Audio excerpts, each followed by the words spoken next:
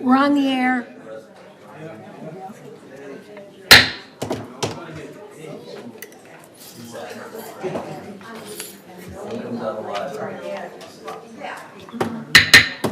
We're on the air.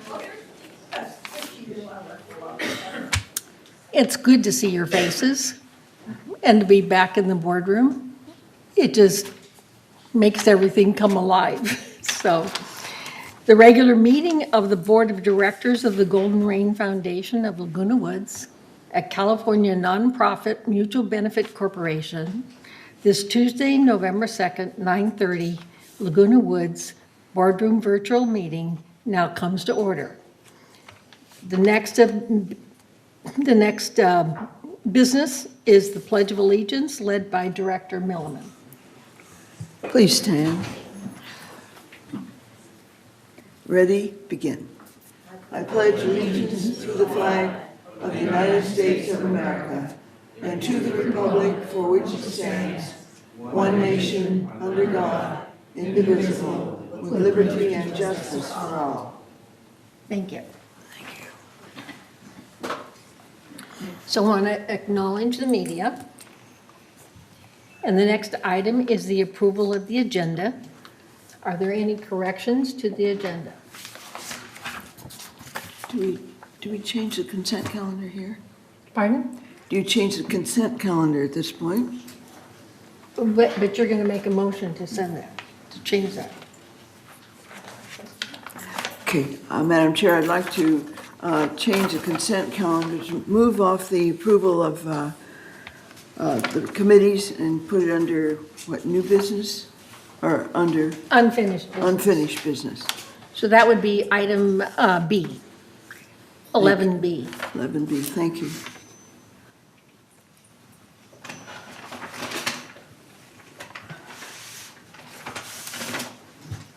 Are there any other additions or corrections?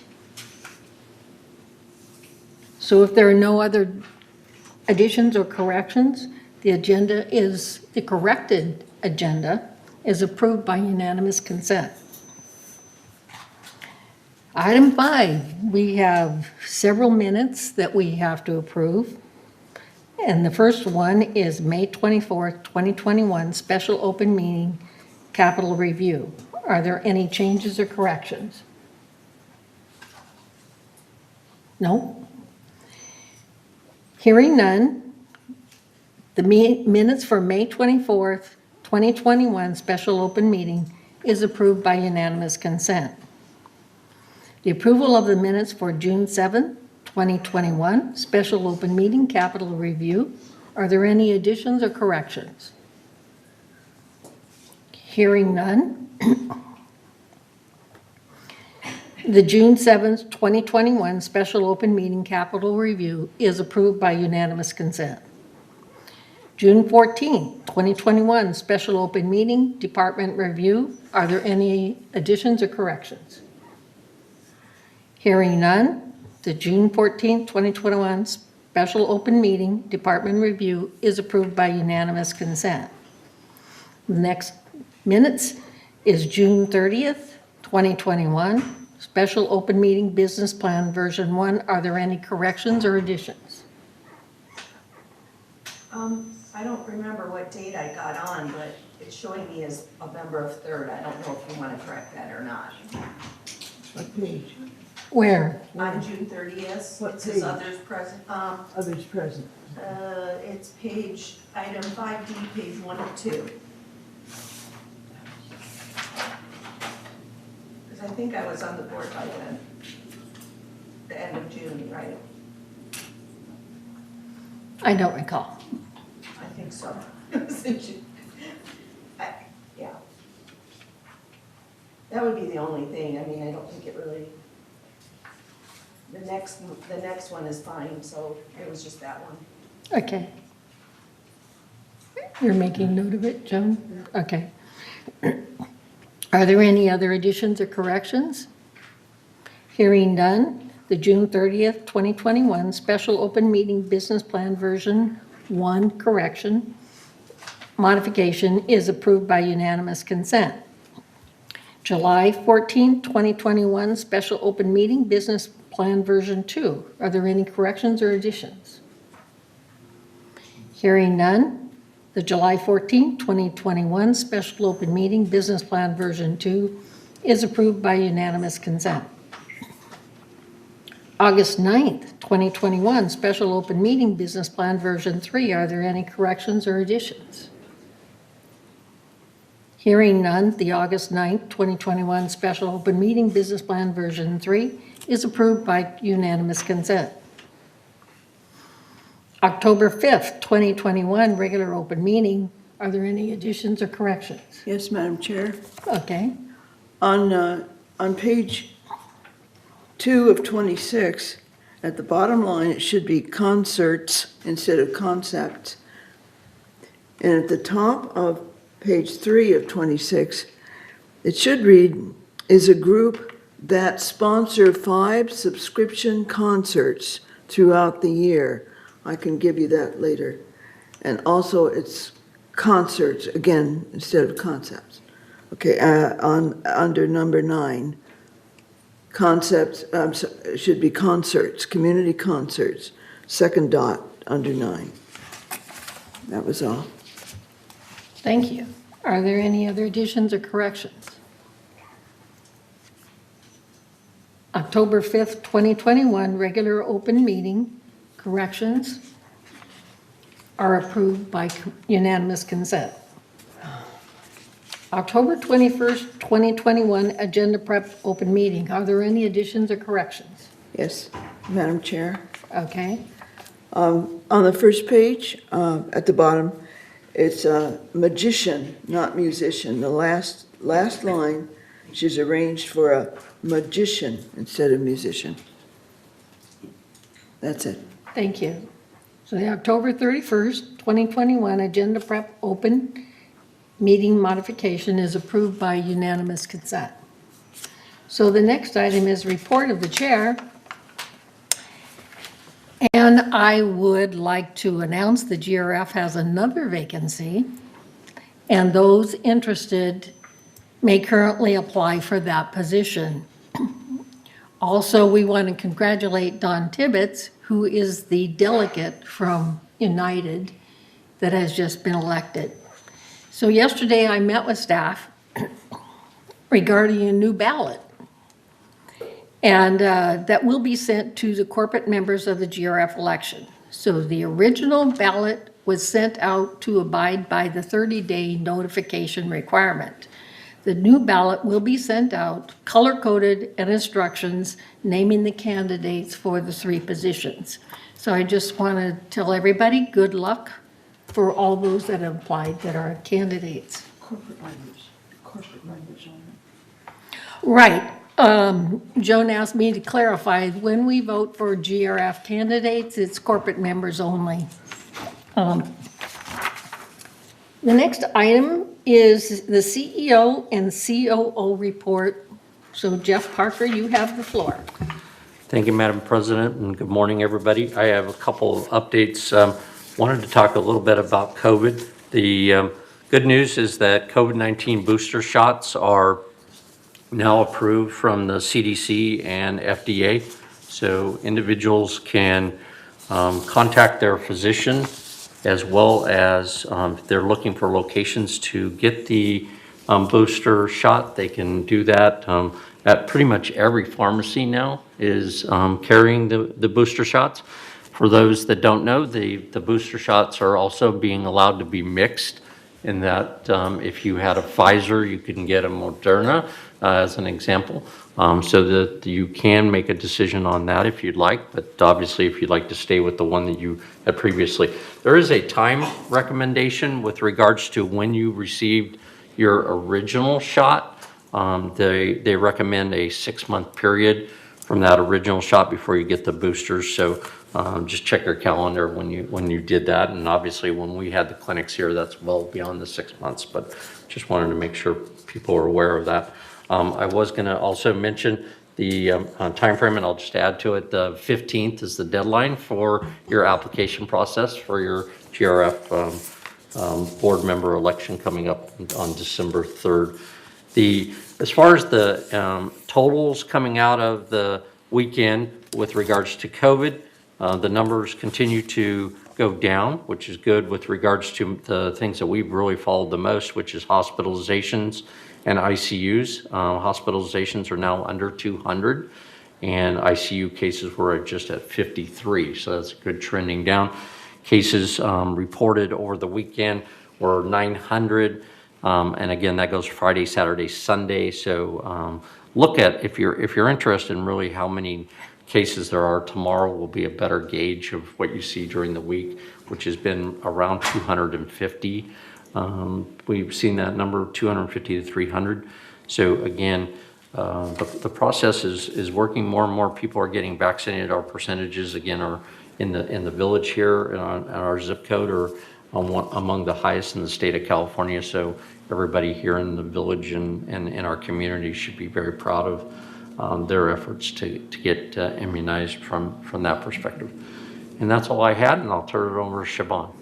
Thank you, Jeff. Honorable President, members of the board, this morning I'm pleased to share the Employee Recognition of Excellence video.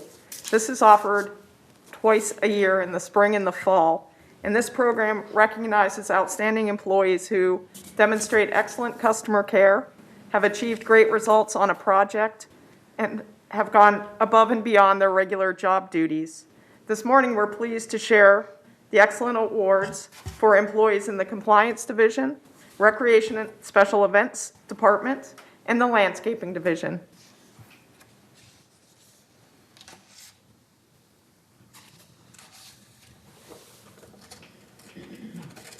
The Recognition of Excellence Awards are offered twice a year in spring and fall for outstanding employees who demonstrated excellent customer service, achieved great results on projects, and went beyond their regular job duties. Usually the program is held in the boardroom on the first floor. However, due to COVID concerns, we offer this special video presentation. Casey Almero, Compliance Coordinator, Work Center 210, nominated by Blasilda Wright. Casey Almero consistently provides excellent customer service, which is most evident in addressing delinquent accounts and bringing matters before the Board of Directors for disciplinary action. Casey takes the lead in coordinating and scheduling disciplinary hearings for members who are delinquent in assessments, chargeable services, and various fees. This tough task involves a great deal of moving parts in various departments. In the past few years, the Compliance Division has helped the Financial Services Department in auditing delinquent accounts for United, Third, and GRF, and Casey has been instrumental in collecting monies owed or suspending services until accounts are cleared. Casey ensures members understand all charges, connects them with the appropriate department or division if needed, and follows up with accounting regarding members who request to remit payment. Casey accomplishes this and his day-to-day duties with the utmost courtesy to the members and staff. Drew Anastasio, Technician, Work Center 613, nominated by Marcia Garcia. Bringing years of experience and knowledge, Drew Anastasio is a true asset to our department. Passionate about fixing our audio equipment, he served as an invaluable information source to restore our facilities to working order after the closure. Drew demonstrates diligence and attentiveness to his work and encourages others. Ernesto Larios, Irrigation Foreman, Work Center 540, nominated by Raul Arcio. Ernesto Larios responded to a call from VMS Watch Commander requesting emergency response to what was reported as an irrigation problem. The problem was a faulty meter gasket that normally would be addressed by the Plumbing Department or the El Toro Water District, the ETWD. As Ernesto arrived and evaluated the situation, he communicated to the Watch Commander to report the problem to ETWD as the problem was theirs. To avoid wasting water before ETWD arrived, Ernesto proactively started the repair by blocking the 10 to 15 foot high water stream with his own body to turn off the valve. Residents witnessing the work applauded his efforts. By the time ETWD arrived, the water waste had stopped and residents' water was restored at their manors. Ernesto deserves double recognition because he responded to the emergency while he was leaving to watch a much-anticipated final soccer match between the United States and Mexico. He missed the game to do the right thing. James Matthews, Dispatcher, Work Center 400, nominated by Dan Lurie. James Matthews has shown his worthiness for the Recognition of Excellence Award by demonstrating his own consistently high standards. A dependable self-starter with a strong work ethic, he obtained his POST, or Peace Officer Standards and Training, as well as basic and supervisory dispatcher certificates on his own time and his own expense. He exemplifies being the best he can be in his assigned position. He is frequently called upon to participate in security dispatch interviews. Security management has received numerous compliments regarding his outstanding customer service. James is often tasked as a training officer for new dispatchers. He possesses high levels of awareness and initiative. For example, if equipment issues arise, he immediately notifies appropriate personnel to resolve the matter as quickly as possible. James communicates major event information to his superiors with excellence. Respected by his peers who know they can rely on him to get the job done, James deserves this award. Thank you, and that concludes our video presentation for this morning. Okay, thank you. So the next item in business is the open forum. 3 minutes per speaker. At this time, members only may address the Board of Directors regarding items not on the agenda and within the jurisdiction of this Board of Directors. The board reserves the right to limit total amount of time allotted for the open forum to 30 minutes. A member may speak only once during the forum. And no rude or threatening comments. Members can attend the meeting by joining Zoom and also by emailing email meeting@vmsinc.org to have your message read during the open forum. So, Brent, do we have any speakers today? The first speaker is Jean Bray, 7669. Sorry. Thank you.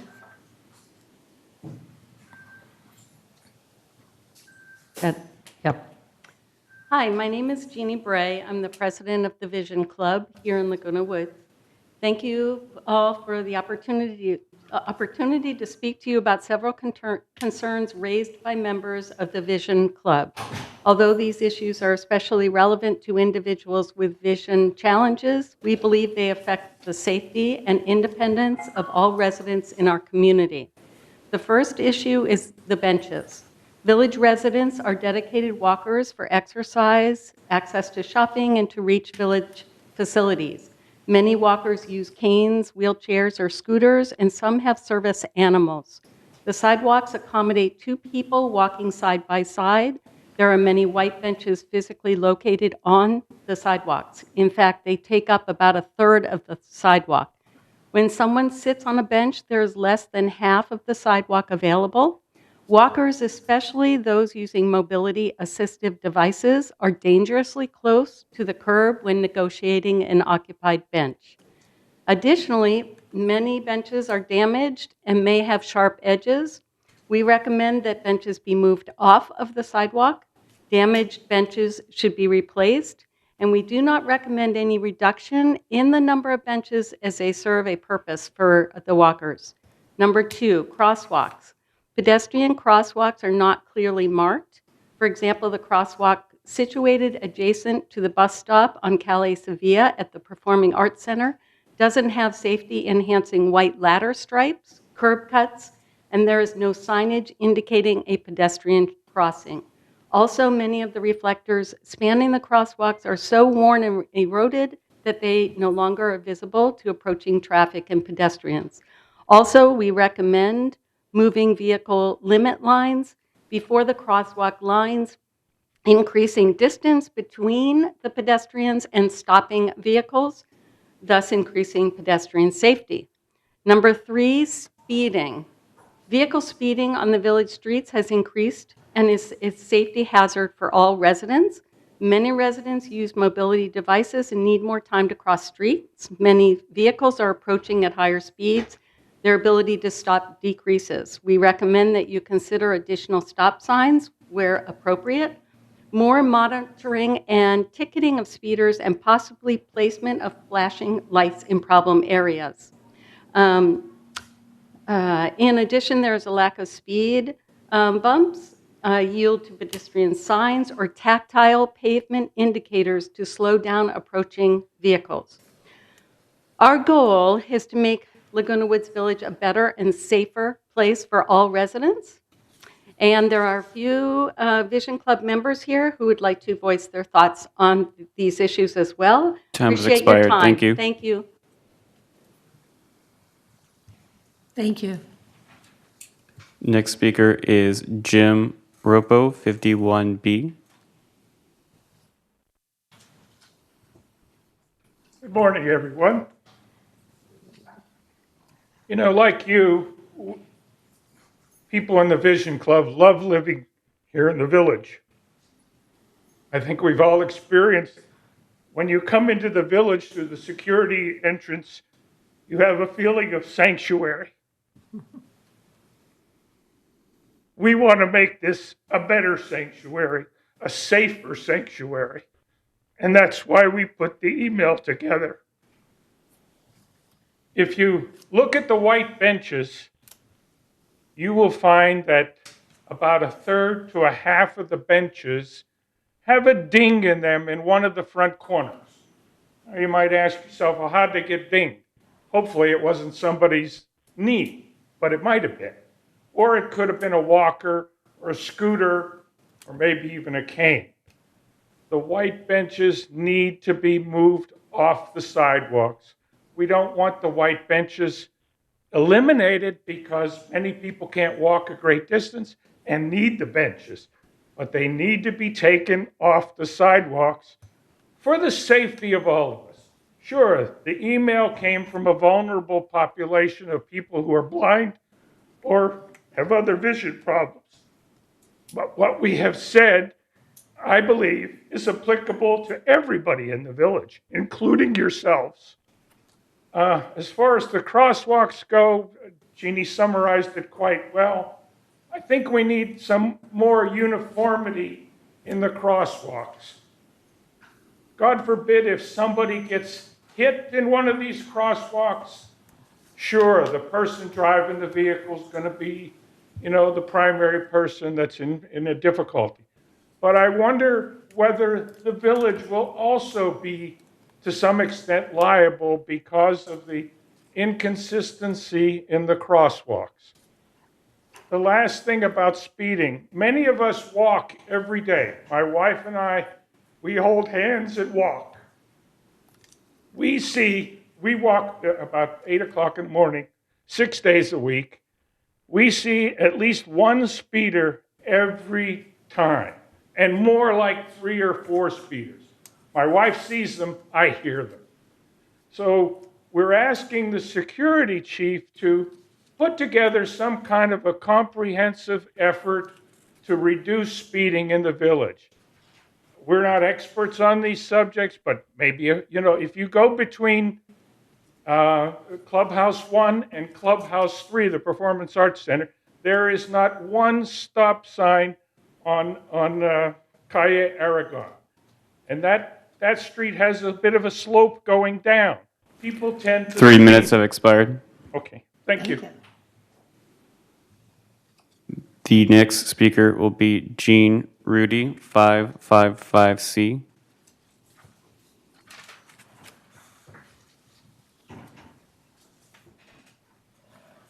Good morning. I live over at the intersection of Sevilla and Aragon near the Performing Arts Center. And I also walk on a regular basis. And one of the things I've noticed is there could be several places where crosswalks really would be best to be added because people use them all the time. They cross the street. And the first one is between the two serpentine walks on Aragon. That while there is a crosswalk down near the Estrada and Aragon intersection, people don't walk down there. They cross in front of the street. Cars come through pretty fast, and I've seen some fairly close calls sometimes. But that is walk day and night, and it would really be beneficial. I've heard many people, even those that don't have vision issues, say they wish there were a crosswalk there. The other one that I noticed is on Aragon, as you get close to the library, the sidewalk on the non-clubhouse one side, the opposite side, it dead ends where the hill is very steep. And people that live there, they just cross the street near the library overflow parking lot to get across to go to the clubhouses. And again, a lot of traffic is coming around this semi-vision corner for drivers. And I've seen some close calls there. And I ride the bus on a regular basis, and I see the bus drivers having to, slow down or, stop to let people cross in those two places. So that would, and I'm not familiar with the other parts of the village, mainly because I live in phase 1. But those two areas are heavily traveled all day, and if they were to add some crosswalks, I think it would be beneficial to everyone in the village if those are possible. Thank you. The next speaker will be Annie Funk, 663B.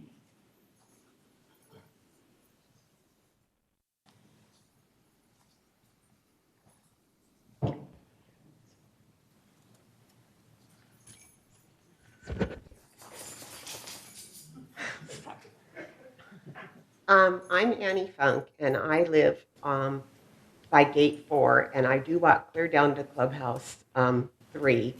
And there's a bench just as I pass Mendoza, and it is on the sidewalk. And as you can see with me and her, I'm not one person, I'm two people.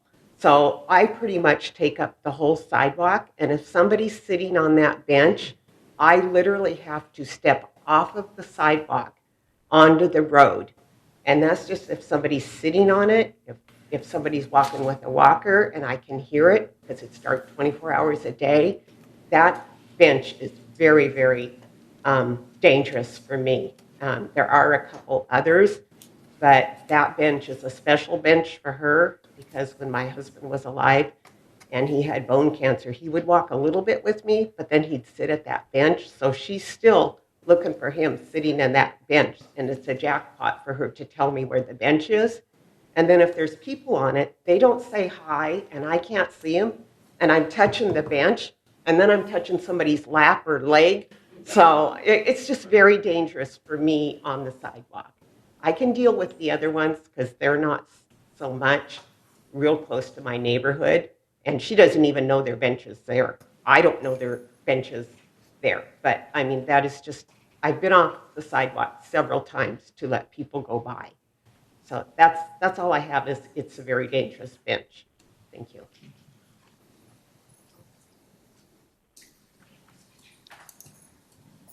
The next person is Mona Shonenweissner, 3151B.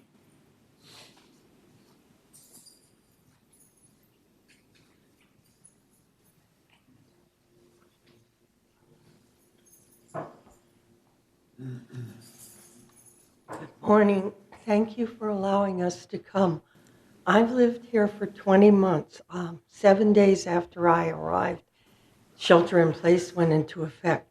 So the only people I've really met are my Vision Club people and the walkers.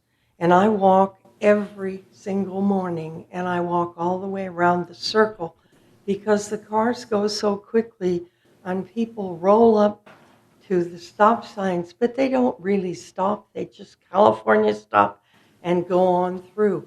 And for someone like me, that's very dangerous. I love living here, and I appreciate your listening to us. Thank you.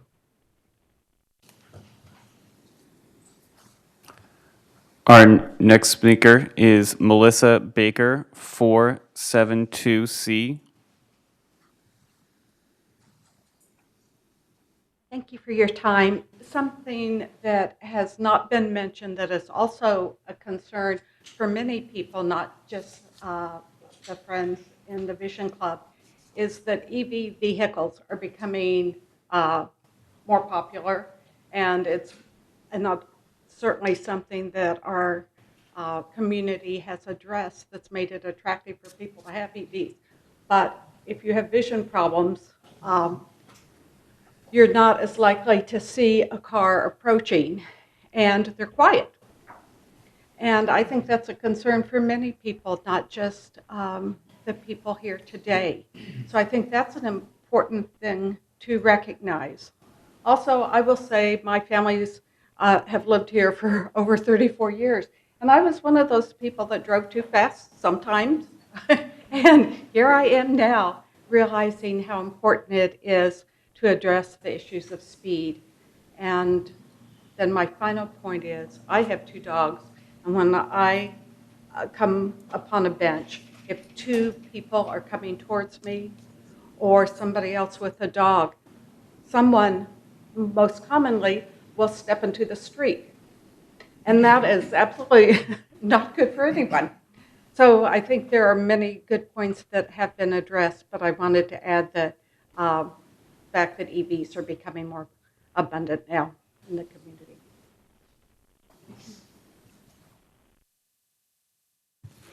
Next speaker is Marie Bolchazzi, 3240C.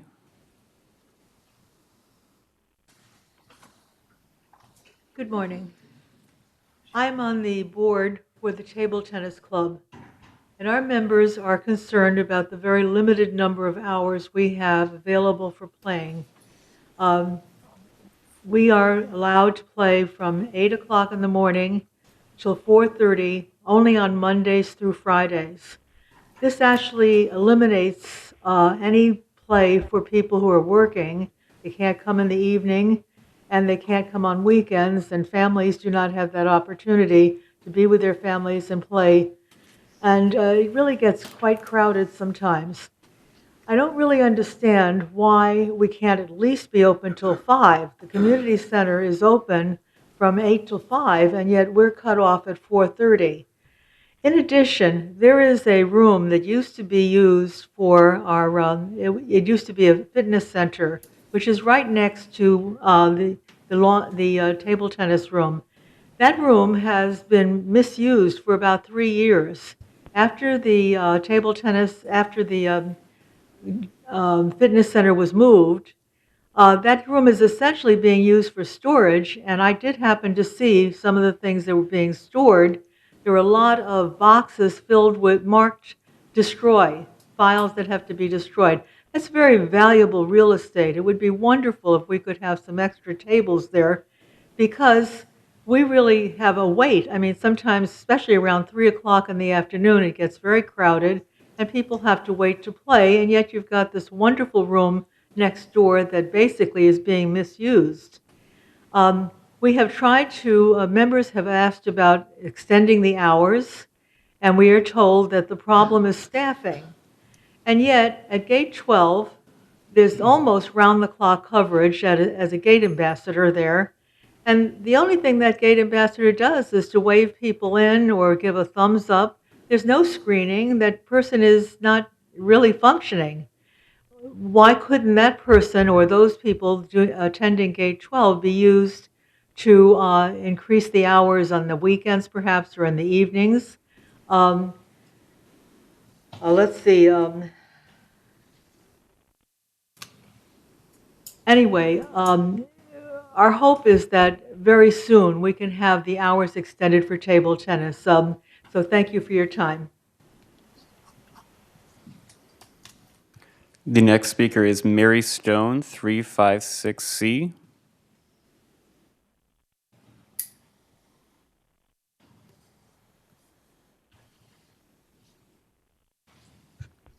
Good morning.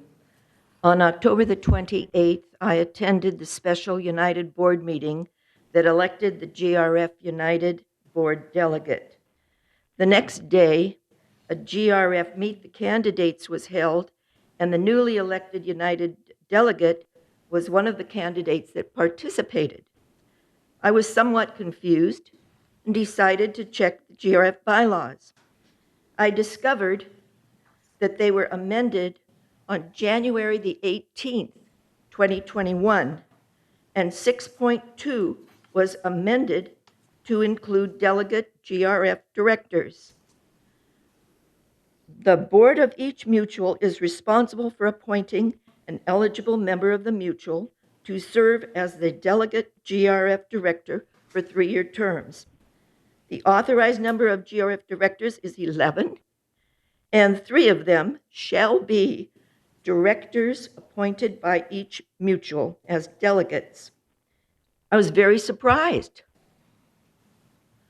I hadn't heard anything about this. I didn't recall hearing anything about the bylaw change. I searched the February GRF minutes and saw nothing about a bylaw change. The February 2nd GRF minutes only showed that the GRF Ad Hoc Bylaws Committee was dissolved. There was no report. In June, a GRF vacancy was filled, and there was no mention of the delegate requirement. A GRF vacancy also existed in August and September, and there was no mention of a delegate requirement. The bylaws were amended in January. Why wasn't it being publicized? And why haven't delegates been appointed before now?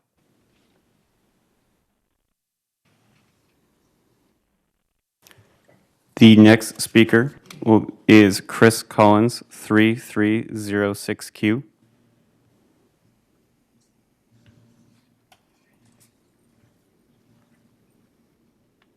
Good morning. I'm here representing the Foundation of Laguna Woods Village, and this is an update on behalf of how we help residents that are experiencing temporary financial crisis. Our motto is neighbors helping neighbors, and here's why. What if something unexpected happens and you need help, but are unsure what to do and where to turn? For example, would you know what to do if you experienced a financial crunch and could not afford to pay your electric bill? If you ran out of money in the middle of a month and only had food to last a week, or if you keep falling but are unable to afford an emergency response device. If your spouse was experiencing increased forgetfulness or dementia but you couldn't afford a caregiver, what if you simply need to go to the doctor but you couldn't leave your spouse alone? If you were in the donut hole and your doctor prescribed an expensive medication? If you were released from the hospital and were unable to prepare your own meals? What if you needed a caregiver services, but you could not afford that? If you could no longer drive and needed help with transportation, but your funds are limited. In Laguna Woods Village, these difficulties can be handled because the foundation stands ready to help residents. This financial assistance can buy food, pay for utilities, purchase medications, arrange for caregiving services, purchase an emergency response device, and provide transportation, among other things. The first step is always to contact social services at 949-597-4267, where staff will verify the need and arrange for assistance. During that process, resident identities are not disclosed and payment is made directly to the vendor. So, if you want more information about specific programs, please contact the foundation at thefoundation@comline.com or 949-268-2246. Please also visit our website at the foundationoflagunawoodsvillage.org to learn how the foundation lives up to its motto of neighbors helping neighbors. Thank you.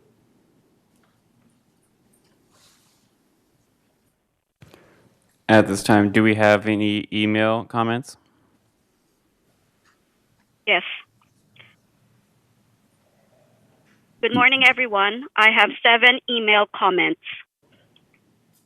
Barbara Garnas, 3032N. Dear Board, I come to you today seeking your help because the Compliance Department seldom enforces against violations. Members complain repeatedly about the same violations over and over, yet compliance takes little to no action. The small amount of times that they do enforce, they target some residents and not others for the same or worse violations. This is very disconcerting. Please see what you can do. Tolly Sanderhaus, 580. I am one of the Aliso Creek residents who for over 8 years have attended every landscape committee meeting in our quest to restore Aliso Creek to its prior state. We were repeatedly told by the prior landscape management the government agencies would not permit restoring the creek to its pre-construction state, but we have conversations with the government agencies and they did not concur. If the current landscape department would review the May 21, 2015 landscape committee meeting, they would see a plan to accomplish the very task we have been requesting. We were told GRF could obtain default approval from the agencies provided the work was performed during the appropriate months and with controls to protect the aquatic wildlife. The cattails would be removed, the willows relocated, and we look forward to the water flowing in the creek again.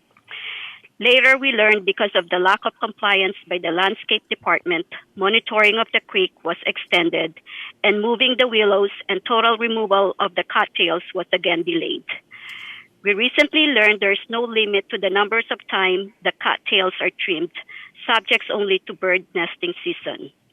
It just needs to be budgeted and done more frequently instead of a few times a year. The good news to come from the landscape is they are working on creating a 3-4 foot wide clear channel that would restore some of the water view and reduce the standing water sections and mosquito risks. This is a fantastic idea, but has not progressed. Finally, I consistently hear board members urging owners to attend the committee meetings to educate themselves and express their opinions. I have requested our landscape meeting members' comment be memorialized in the minutes as was always done in the past. Thus, I was alarmed in June to hear Maggie Blackwell state our member comments should not be included in meeting minutes, even when requested, but only summarized. Unfortunately, those member comments were then eliminated. This seems to be an effort to hide all criticism by cleansing the meeting minutes, and while maybe technically legal, perhaps goes against the spirit of collaboration and teamwork needed to identify and correct problems. I apologize for taking time at this meeting, but feel it is the only way to counteract the censorship and to publicize the continued problems, and hope you will include my comments in the minutes of this meeting. I thank you all for your willingness to serve our community. Rosalind Russell, 118Q. Dear GRF Board, for better than 9 years, I have been swimming primarily at these two pools, 1 and 4. The water is always pristine, though not always the correct temperature for the elderly there to swim. Though temperature is important, the direction of this note is to address the filthy conditions of the locker rooms. We need your help. There is a mold in almost all of the showers at both pools, 1 and 4, as well as the outside shower at pool 4. Mold is sequestered with cleaning. Even bleach alone will kill mold and fungus. It can't exist with elbow grease applied, certainly with bleach use. Changing toilet paper, hand towels, and refreshing the soap does not equate to cleaning the shower rooms. I have addressed this matter several times over 8 years, along with the broken doors, bigot missing shower heads, no control water force, and so much more. I met with our past CEO and current CEO in person regarding the filthy conditions and provided over 102 photos to document how the service we pay for. They are not supervised based on results. They have no pride based on results. I will add, twice a month is a calamity for cleanliness for any agency to keep anything clean. The shower areas are old, but such is not the issue with proper cleaning. As an example, Hertz Castle is far older than Laguna Wood Village. They do not remove and replace whatsoever. They use maintenance to keep things clean and repaired. To be known, each shower room is serviced once every other week through the story shared when inquiring about the cleaning frequency is the shower rooms are cleaned weekly. Yes, however, 1 week is the men's area, the following is the women's. Not acceptable, especially with the cleanliness being necessary to avoid germs during the COVID epidemic. I believe Recreation had the power to get things managed, but it comes down that they have no authority to get more cleaning done. It's up to you, the GRF board, to get things handled efficiently and immediately. Not even our caring CEO, Mr. Parker, can authorize more cleaning days or bring on another crew without your approval.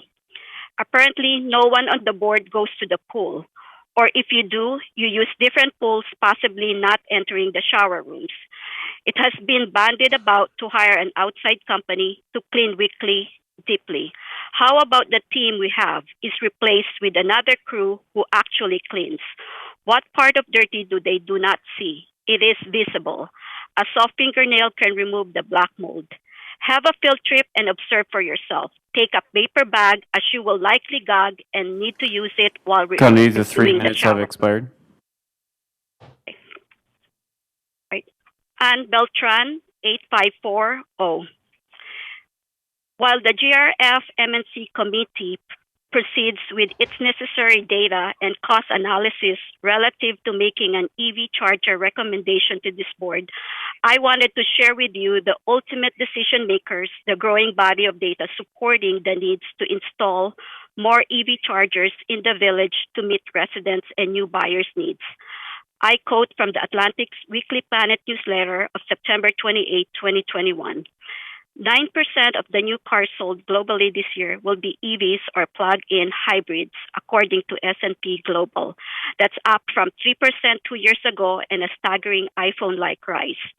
GM, Ford, Volkswagen, Toyota, BMW, and the parent company of Fiat Chrysler have all pledged that by 2030, at least 40% of their new cars worldwide will run on a non-gasoline source. More remarkably and importantly, automakers are spending like they actually believe that goal. The auto industry as a whole will pump more than $500 billion into the EV investment by 2030. Also, of substantial impact will be the two massive bills moving towards passage in Congress. The $1 trillion bipartisan infrastructure bill that has already passed in the Senate includes $7.5 billion in infrastructure funds for the growth of the EV charger system. Also, still in President Biden's Build Back Better package, aka the reconciliation bill that needs only 50 senators' votes, are substantial tax credits for EVs. EVs will be affordable to middle-class families such as our residents and new buyers. With such an investment in the charging infrastructure coming, it will be incumbent on VMS to stay on top of where and how that money will show up in California and how it might be available to lower the cost of the village EV charger installation program. Michael and Gail La Peña, 547Q. Dear GRF board members, we are requesting a waiver of $100 GRF fee for a third person living with us. She is our daughter with Down syndrome. She doesn't use any of the amenities. We understand the third person fee for regular third person capable of using all the amenities. We moved to the village approximately 5 years ago. At that time, we went through all the necessary paperwork to allow her to live with us, doctor statement and all.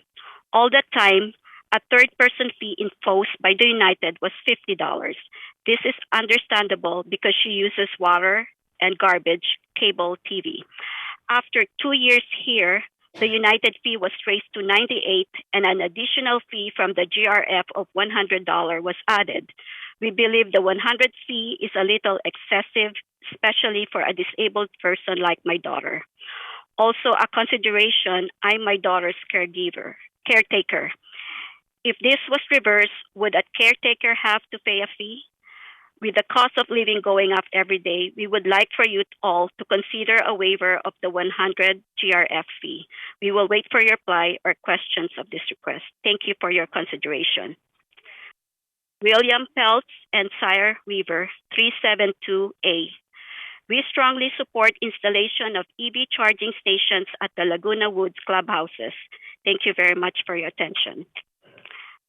Joseph Italiano, 2183P. Dear Mr. Parker and the GRF Board of Directors, at the last meeting, there was a discussion about a very uncommon transactions where GRF charged the resident for a cable station, Fox Sports Net, I believe, and did not provide the service to the resident. Those dollars that were charged to the residents were instead recorded in a contingency account. The result of this transaction was the occurrence of a material tax liability. I am a retired certified public accountant and would strongly suggest that Mr. Parker and GRF do the following. 1, contact our outside auditors and explain the situation. 2, request a written opinion regarding the potential for commingling or other accounting irregularities associated with this transaction.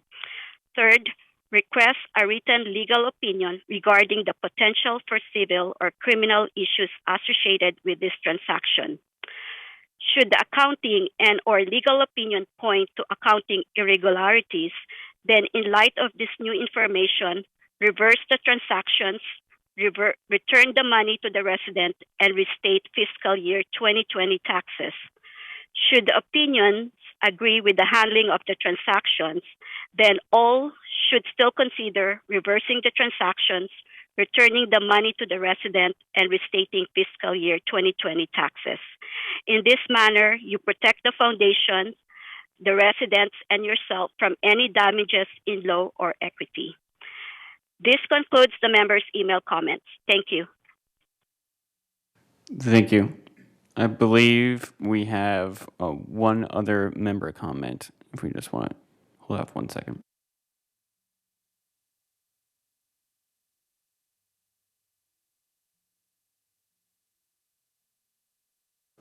All right, Michael Landry, 693B. Thank you.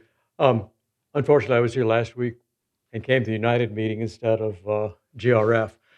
I want to talk about bees again, and please don't tell me that I need to go do something about it.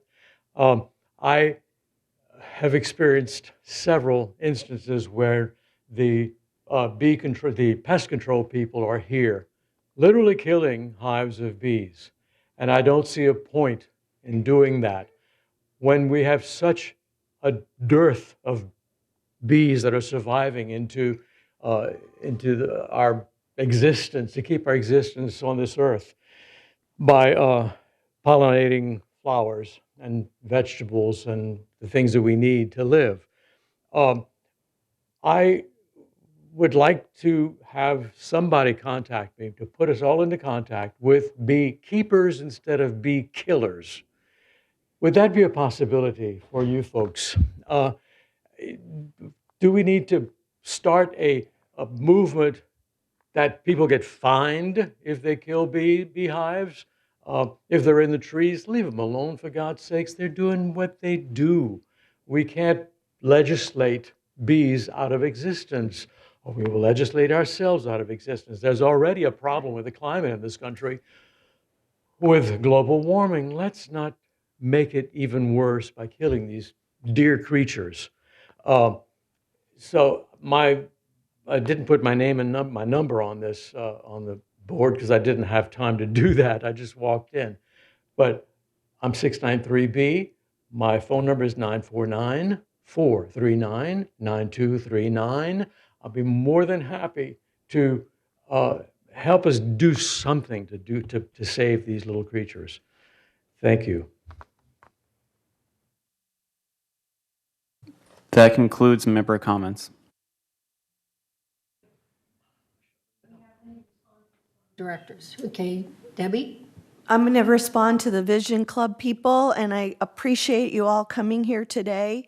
Last week at the security meeting, I brought up these very topics about the stop signs, the walkways, and this has been something that has been in my heart for several months that I've been working on.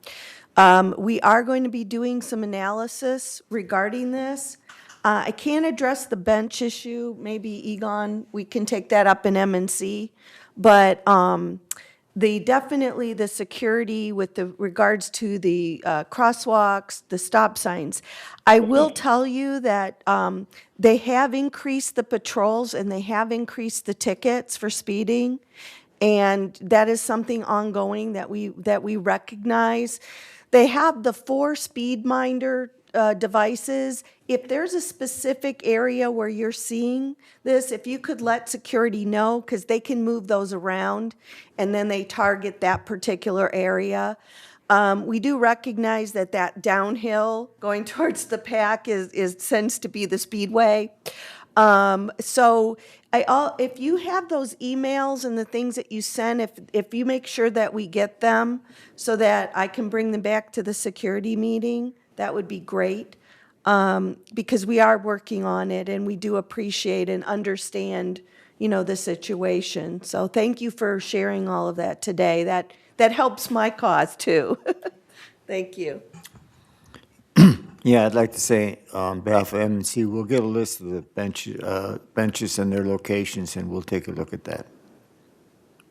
Thank you.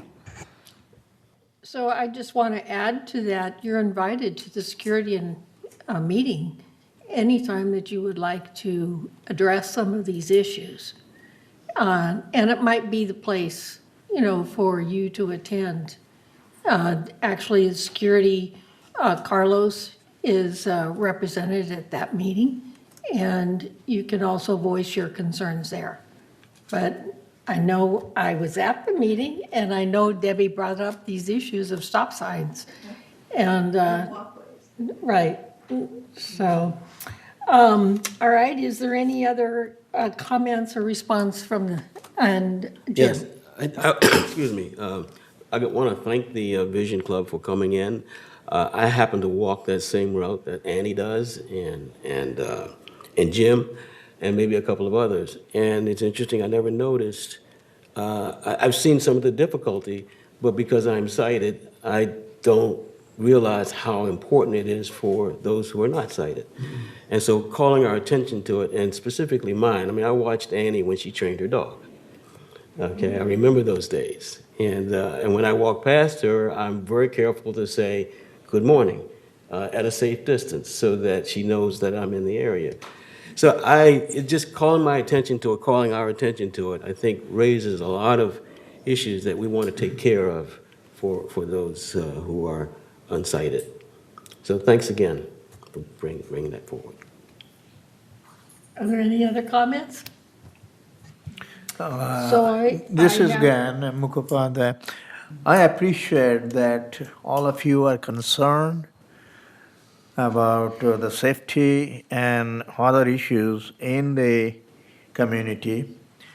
It is encouraging that you are taking parts in it, and I would suggest that you come up in future wherever you find something is not according to the rules and regulations, as well as for the safety of the people. I thank you for coming. Thank you. I can comment on several. One, the EV chargers is being reviewed and studied. Okay. The other, this waiver for $100 from a GRF for the third person, I'm suggesting that we take that to closed meeting, and so that we have that email that was from that person and we can bring it to closed meeting and discuss that. And the other thing in regards to the bylaws, we did everything, and I was part of that committee. There were several of us that were part of that committee, and we followed all the protocol that was necessary. I think the trouble right now is just the fact that I understand they can't find the records. And so I'm wondering if staff can help locate those minutes of those corporate meetings, that they can't find them. I understand they went on the web. That's where they went, on the web, to be able to find the meetings that addressed the bylaws. And since I was there, I know it happened. So if staff could help us out and figure out where we can access that, that would really be appreciated. But I can guarantee you, Mary, if you're still here, we did everything. We had them approved. They went through the proper procedure. They were signed. And this idea of a delegate, okay, was something that was brought up mainly by Mutual 50, because they wanted to make sure that they always had a delegate. That was the only reason. And the way the bylaws are written, that if they, Mutual cannot come up with a delegate, then it is up to the corporate members. So the only thing that's changed is that United and Third and Mutual 50 have the opportunity to have a delegate. They take turns, until we, are able to just make it as a natural, as an ordinary procedure. This was the first one. And I have to apologize, for the ballot that it was sent out beforehand. But we were only following Davis Sterling, where we had to have it out in 30 days.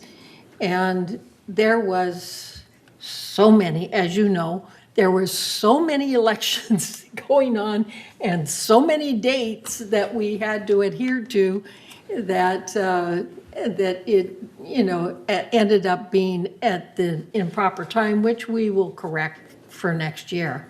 So, Joan? Okay, I too was not able to find the minutes for the corporate meetings past the year 2014, on the website. But Grant was able to find them, and I know they're being filed regularly. Right. It's just that the public at this point can't seem to find them. Maybe Grant, where are they? The current practice has been to have the corporate members' meeting minutes be approved at the annual meeting, at which time they can be placed onto the website. So the minutes from 18 wouldn't be there in itself. However, we do have the minutes attached to the GRF annual packet, which can be found on the website and also on the Team Up calendar. There is also we have the Granicus video of the day on January 18th. In addition, we still have the agendas and noticing of that meeting that is also on the website that demonstrate the change in the GRF bylaws. Okay, I'm just saying we need to have it made more public. It's not obvious. And maybe Eileen is here, and I know they're working on the website.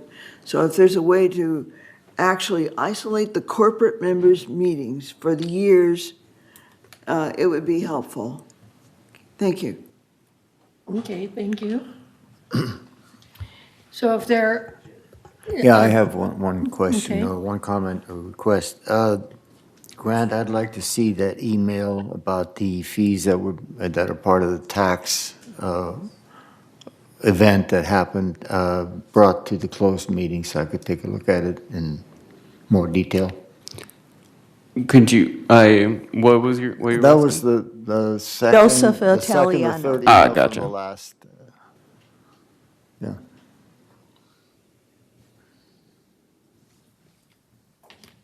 Okay. Yeah. Jim? Yeah, Danny Vaughn? I'd like to comment on that, the tax email also. First of all, the numbers that you saw were budgetary numbers based on the anticipated liability at that time. Since then, it has been reviewed by our outside tax consultants. It has been reviewed again and again, and that number has been significantly reduced based on that analysis. Again, it was just a budgetary number. It did not affect per man or per month, even in that budgetary number.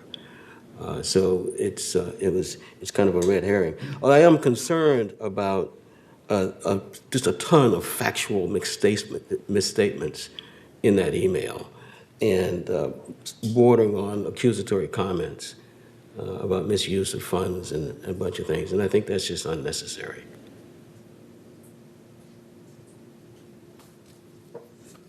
Yvonne? Grant, could I have a copy of that landscape email that you received so I can address those problems? We can make sure it gets to you. All right, thank you. Are there any other comments?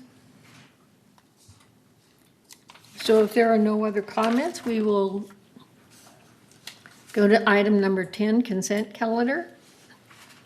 All matters listed under the consent calendar are recommended for action by committees and will be enacted by the board of one motion. In the event an item is removed from the consent calendar by members of the board, each item shall be subject of further discussion and action by the board. Are there any objections? If there are no objections, the consent calendar is approved. The next item is recommendation from the, that was part of the consent calendar. Thank you. The next item is the unfinished business. So item 11A, entertain a motion to adopt a resolution for the GRF Code of Ethics Policy modification. And this has satisfied the 28-day review. So Joan, will you please read the resolution? Yes. Resolution 90-21-XX, Code of Ethics Policy for GRF Directors. Whereas the Board of Directors of the Golden Rain Foundation, GRF, has recognized the need to amend the Code of Ethics Policy for GRF Directors, and now therefore be it resolved, November 2nd, 2021, the Board of Directors of this corporation hereby adopts the Code of Ethics Policy for GRF Directors as attached to the official minutes of this meeting, and resolved further that Resolution 90-21-24 is hereby suspended and canceled, and resolved further that a copy of this resolution shall be given to every candidate for the GRF Board of Directors, and resolved further that the officers and agents of this corporation are hereby authorized on behalf of the corporation to carry out the purpose of this resolution. I move that we approve this resolution on the Code of Ethics Policy for GRF Directors. Do I have a second? Second. Are there any objections? I'll second. Who seconded? Both Yvonne and Egon. Egon. Thank you. Are there any objections? If there are no objections, the Code of Ethics Policy for GRF Directors is approved by unanimous consent. So the next item is item B for unfinished business is to entertain a motion to adopt revised committee appointments. Okay, so do you want to go ahead and read the resolution and then we'll make the corrections? Okay. All right. Resolution 90-21-XX, GRF Committee Appointments. Resolved November 2nd, 2000. Please make sure your microphone's on. Can't hear me. Try again. Resolution 90-21-XX, GRF Committee Appointments. Resolved November 2nd, 2021, that the following persons are hereby appointed and ratified to serve on the committees of this corporation. For the Strategic Planning Committee, we have added Ira Lewis from 3rd and Anthony Liberatore from United. Under Community Activities Committee, under Strategic Planning, we've also removed Kush Bahada from third, removed Steve Parsons from third, removed Andre Toring from United, and that was it. Under Community Activities Committee, we removed Reza Karimi from third, Andre Toring from United, Kash Ashrakar from United, and added Kush Bahada from third, Reza Bastiani from United, and Pearl Lee from United. Under Equestrian Center Ad Hoc Committee, we've removed Stephanie Brown and Bunny Lipinski as advisors. Under the Finance Committee, we have added Donna Rain Shostak from third and Mark Laws from third. We've removed Steve Parsons from third, Robert Muchnick from third, Craig Wayne from third, and made Diane Casey a regular from United. She's no longer an alternate. Under the ITAC Committee, Information Technology Advisory, we removed Diane Casey from United, added Anthony Liberatore from United, and added Lynn Jarrett from third and Mark Laws from third. We've removed Reza Karimi from third and added advisor Sue Margolis. Under Landscape Committee, we removed Maggie Blackwell from GRF. We added Lynn Jarrett from third and Ira Lewis from third, and Annie McCary as an alternate from third. We removed Reza Karimi from third, and we removed Donna Rain Shostak from third, and added Pat English from United, that's Landscape. Under Maintenance and Construction, we removed John Frankel from third, and added James Cook from third, and added Kush Bahada as the alternate from third. We removed Reza Karimi as alternate from third, and added Pat English as the from United. Sorry. Under the Clubhouse Renovation Ad Hoc Committee, we added Kush Bahada as alternate from third, and made Ralph Engel as a representative from third, no longer an alternate.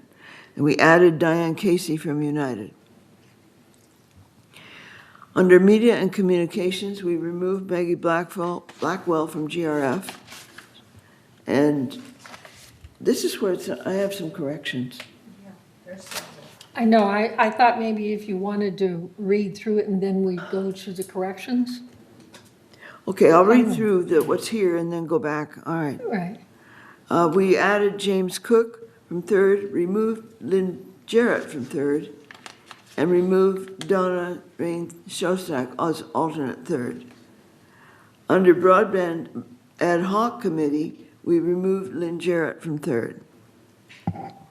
Under Mobility and Vehicles Committee, we removed Craig Wayne from third, and Reza Karimi from third, and Kush Bahada as the alternate from third. We added James Cook from third. We removed Elsie Addington from United. We removed Reza Bastiani from United. Removed Neda Ardani as the alternate from United. We added Maggie Blackwell from United and added Pearl Lee from United. Under Security and Community Access, we removed Maggie Blackwell from GRF. We removed Kush Bahada from third, added Andy McCary from third. We removed Manuel Armendariz from United. We added Kash Ashrakar from United, and we removed Andre Toring, alternate from United. Under Disaster Preparedness Task Force, we removed Andy McCary from third, added James Cook from third. We added Anthony Liberatore from United, removed Diane Casey from United, removed Kash Ashrakar from United, and removed Reza Bastiani from United.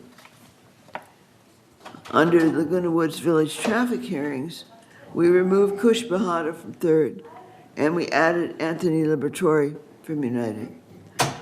Under the Purchasing Ad Hoc Committee, we added Robert Muchnick from 3rd and removed Steve Parsons from 3rd. Under Ralph Engel, we added Anthony Liberatore from United and removed Cash Ashkar from United and Diane Casey from United, and added Carl Rondasso as an advisor. And those were all the normal additions. Then I had some additions and corrections, minor, that are just short, and then others may have the same. Under Media and Communications, we should change Deborah Dodson to regular GRF, just cross out alternate.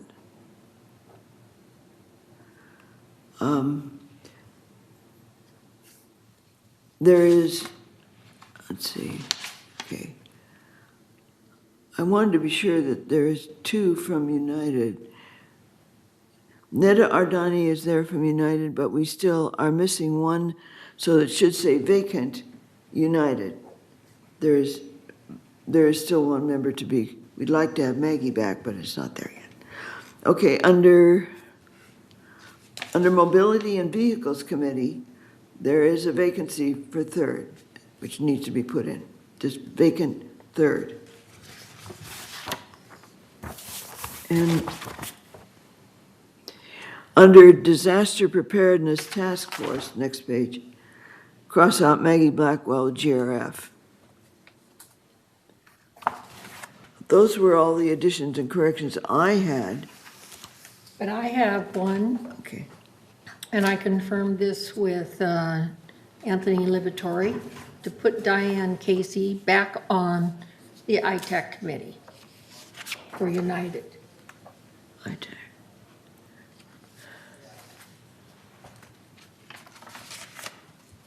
Bunny, for security, there's only 1 GRF because Maggie's off now, so if you want temporarily until I can do that one, that's up to you. I think I'll wait till after the elections. That's fine. And I can just serve until that point. But we need to note that there is a vacancy there. Right. So there's a vacancy for GRF under security and community access. Okay. I thought you were at the last meeting. I was, because I Yes. wanted to speak, and then I ended up, yeah. That's right. The other thing where you want to put a vacancy is under your disaster preparedness. You don't have anybody in there from GRF either. Right. So we need have 2 GRF and positions. United. No, we have one. No, we have disaster only- preparedness, it's a vacant spot for GRF then. Okay. Right, well, we have 2 that will appoint after the elections. All right, are there any others? Anything else? Not that I can think of. Okay. Can anybody else think of anything? Okay, so we did have a second and discussion. Are there any objections to the corrected committee appointments? So if there are no objections to the corrected committee appointments, it's approved by unanimous consent. So the next item on the agenda is new business. To entertain a motion to revise the description in the business plan and adding scope of work to the adopted 2022 Clubhouse 1 Assessment and Renovation Capital Budget to add non-structural rejuvenation and beautification as an eligible expense. So do you want to read that endorsement? Yes, well, what I'm going to read is the actual rewording for the proposed scope of work, the revision. Okay, here we go. Funding of $1,250,000 is approved for year 2022 of a multi-year project to assess and renovate Clubhouse 1. The initial work will focus on the rejuvenation and beautification of meeting rooms, bathrooms, and main ballroom. In 1964, Clubhouse 1 became the first clubhouse constructed in Laguna Woods Village.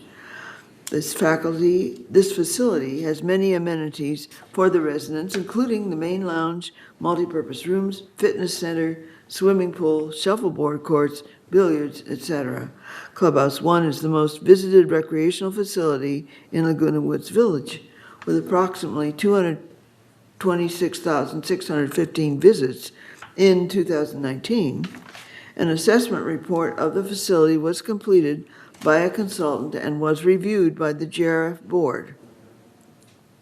The full scope of the renovation work will be determined by the GRF Board of Directors and may be modified by the board as work progresses.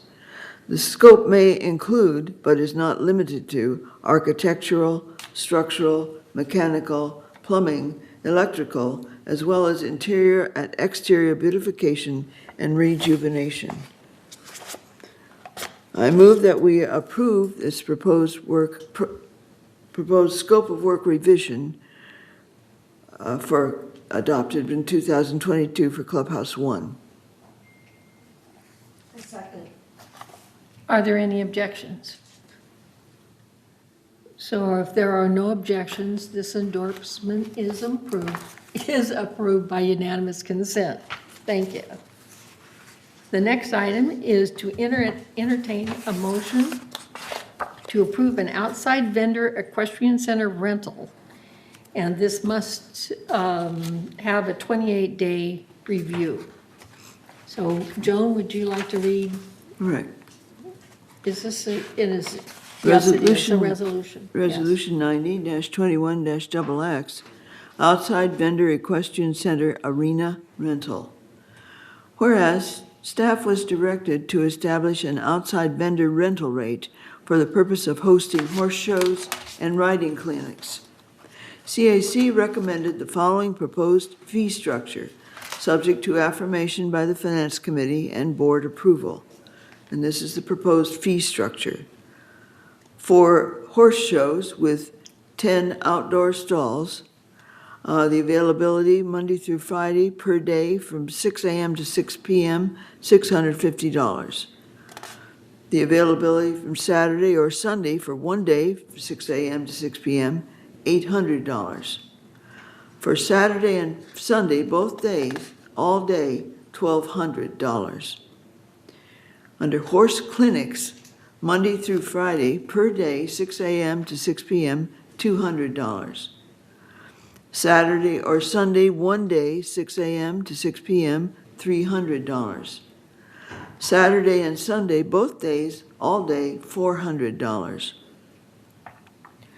Under individual day and overnight rentals, for the small pen from 6 a.m. to 6 p.m., $20 per day. The large pen from 6 a.m. to 6 p.m., $30 per day. For overnight, the small from 6 a.m. to 6 a.m., it's $40 for the small pen and $50 for the large pen. Midday water and drag of the arena, $50. Whereas on October 14th, 2021, the Community Activities Committee, CAC, recommended the proposed outdoor vendor rental rates for the Equestrian Center to host event horse shows, clinics, and individual rentals beginning January 1st, 2022. And whereas at the October 20th, 2021 Finance Committee meeting, the committee affirmed the CAC recommendation of the proposed outside vendor rental rates for the Equestrian Center to host event horse shows, clinics, and individual rentals beginning January 1st, 2022. Now, therefore, be it resolved November 2nd, 2021. Actually, that date should not be in there right now. That's going to be in December. Okay. So no date. The board of directors of this corporation hereby adopts recommended outside vendor rental rates for the Equestrian Center to host event horse shows, clinics, and individual rentals beginning January 1st, 2022, and resolve further that the officers and agents of this corporation are hereby authorized on behalf of the corporation to carry out the purpose of this resolution. I move we accept this resolution for discussion purposes at this time and postpone the final vote for 28 days per Civil Code 4360. I second it. Is there any discussion? John? Yeah, and looking at the financial analysis, it says there's going to be an annual revenue projection of $7,200. I guess I'm asking Brian, I don't know who worked on this. This reads to me like we're renting the facility for some event that people want to come and do. So do we have any offsetting costs? Will there be staff required to be there? Are there supplies, materials, costs that we're incurring that would offset some of this revenue that's being proposed each time we have an event? And if so, how much? So, Brian?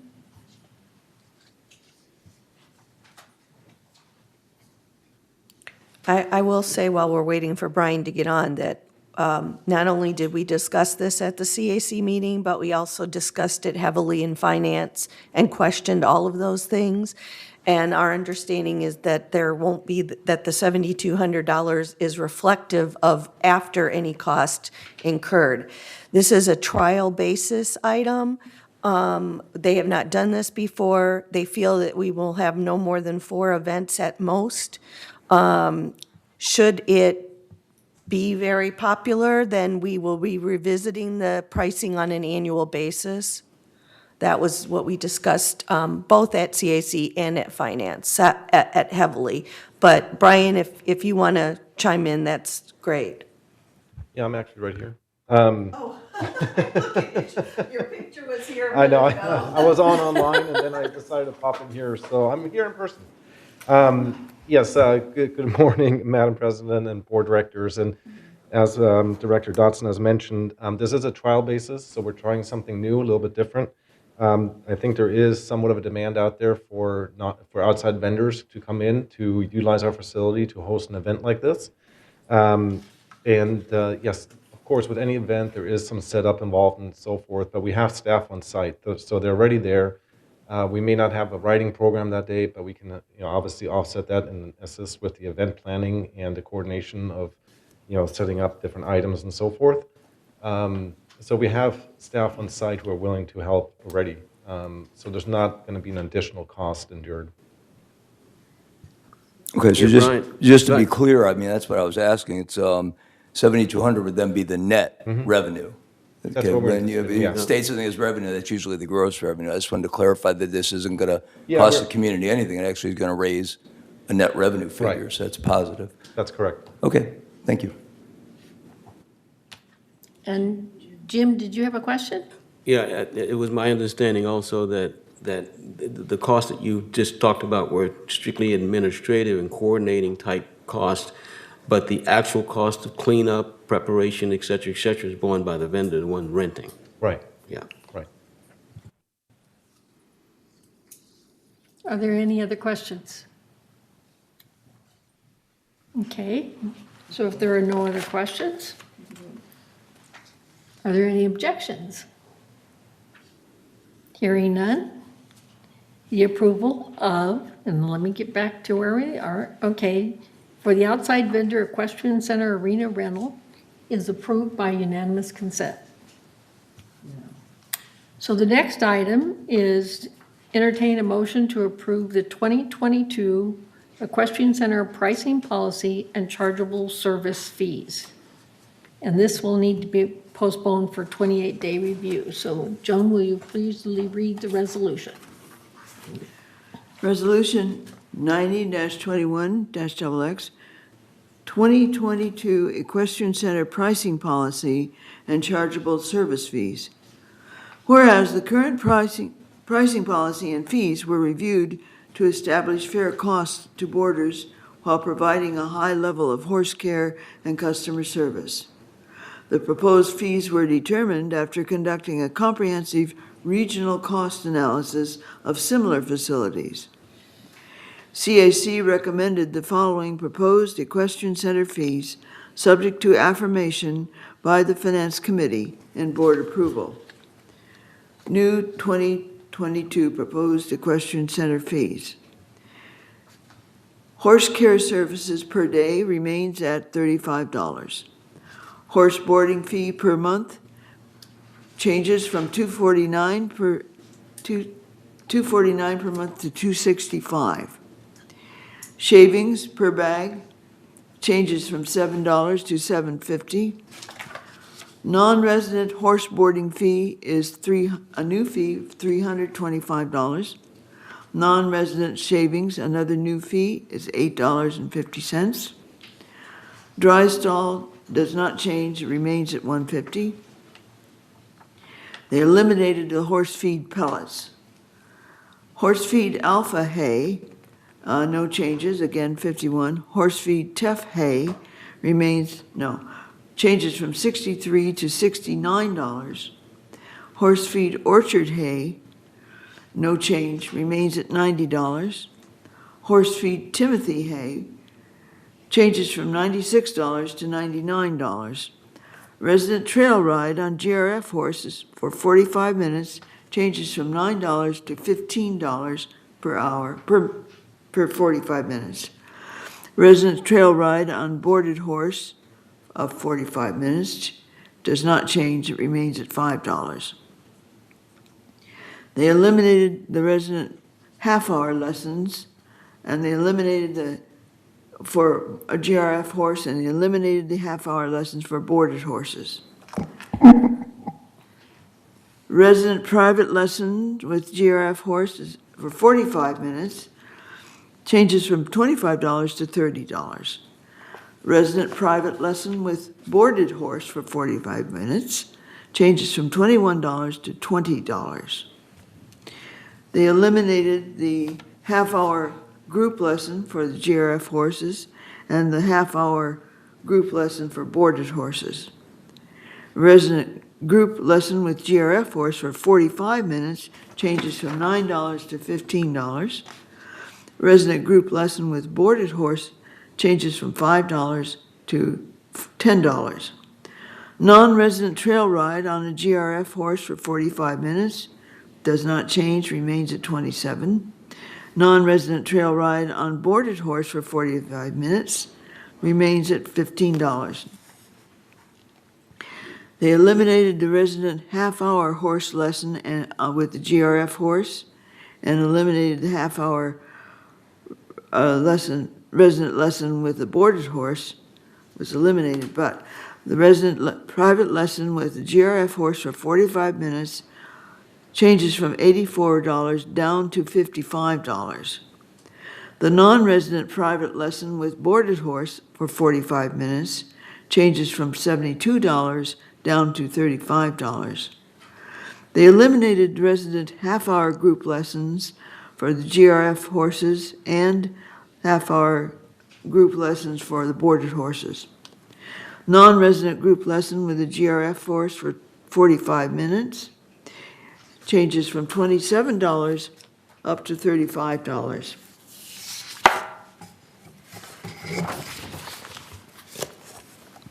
Non-resident group lesson with a boarded horse of 45 minutes changes from $15 to $20. Storage, horse trailer annually, it still remains at $160. Non-resident storage, a horse trailer annually, is a new fee of $240. The hauling of a horse in a trailer per hour was $47.25, now becomes $50. Hauling horse in trailer per mile was 58 cents, and there are no changes. It remains the same. As far as the specialty care services, the monthly charges remain the same. So turnout is $30, feeding prepared grain or feed is still $30, hand walking is $150, lunch charges per occurrence is $15, blanketing or fly sheet on or off is still $60, third grain option is still $30. Fees are subject to change due to current market value. Whereas on September 9th, 2021, the Community Activities Committee recommended the GRF Equestrian Ad Hoc Committee's proposed equestrian service fee amendments to the current Equestrian Pricing Policy Resolution 90-20-20 to be effective for year 2022. And whereas at the October 20th, 2021 Finance Committee meeting, the committee affirmed the CAC recommendations of the equestrian service fee amendments to the current equestrian pricing policy resolution 90-20-20 to be effective for year 2022. Now therefore be it resolved, and this should be blank number, the Board of Directors of this corporation hereby adopts recommended GRF Equestrian Ad Hoc Committee's recommended equestrian service fee amendments to the current equestrian pricing policy resolution 90-20-20 to be effective for year 2022. And resolve further that the officers and agents of this corporation are hereby authorized on behalf of the corporation to carry out the purpose of this resolution. I move we accept this resolution for discussion purposes, but postpone the final vote for 28 days per CC 4360. Do I have a second? Second it. Is there any discussion? No discussion? There are no objections? If there are no objections, then the pricing policy for the equestrian center is approved by unanimous consent. So the next item is to entertain a motion to introduce a revised GRF investment policy that will comply with the current civil codes. So Joan, please read the resolution. Resolution 90-21XX, Golden Rain Foundation Investment Policy. Be it resolved, blank. This corporation is hereby authorized to invest the funds of the corporation. All investments on behalf of this corporation must be made with the underlying principles in the following order of priority. 1, safety. 2, liquidity, where applicable. And 3, yield, and are subject to the following conditions. Non-discretionary investments. Resolved further, funds administered by the corporation's managing agent, known as managing agent, must be invested in a non-discretionary account in accordance with the provisions of Civil Code 5380. Authorized investments administered by the managing agent are limited to obligations of or fully guaranteed as to principal by the United States of America. Resolved further, that no discretionary investment may be sold, withdrawn, redeemed, or otherwise converted to cash prior to maturity without a demonstrated immediate need for the funds and the consent of any two of the following: the treasurer, the president, or the first or second vice president of this corporation. Furthermore, if there is a request that a non-discretionary investment be sold, withdrawn, or otherwise converted to cash prior to maturity, where there has been no demonstrated immediate need, approval must be provided by the board of directors of this corporation. Discretionary investments.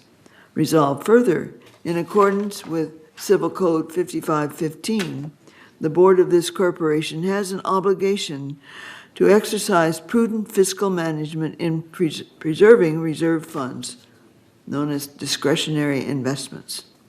The funds being invested as discretionary investments under this investment policy are not required within a reasonable time to pay obligations of the corporation. The board will determine the amount to be managed in this discretionary account. Resolved further, the board is required to retain an investment manager who has discretion to transact purchases and sales of investments for Golden Rain Foundation's discretionary funds account. Such discretion is subject to the underlying conditions as stated below. 1, up to 30% of the portfolio may be invested in corporate bonds and corporate bond funds rated BBB through AAA, specifically Baa3/AAA/AAA or better by Moody's, S&P, and Fitch, A bond is only required to meet the criteria of one rating service. If a bond or bond within the fund does not meet these minimum credit quality criteria in at least one of the above-mentioned rating services, the bond may not be purchased, or if owned, must be removed from the portfolio within 30 days. This removal criteria will not apply to bond mutual funds that have a stated objective of investing in investment-grade rated bonds. Removal of downgraded bonds that fall below the investment grade rating will be determined by the fund manager. 2, no more than 3% of portfolio is to be invested in any one corporate bond issuer. 3, up to 25% of the portfolio may be invested in funds comprised of government-sponsored federal agencies, namely FNMA, that's Federal National Mortgage Association, known as Fannie Mae, FHLMC, that's Federal Home Loan Mortgage Corporation, known as Freddie Mac, and FHLB, the Federal Home Loan Bank. Notification, 4, notification or a confirmation of each investment transaction shall be given to the corporation's managing agent and treasurer of this corporation upon completion.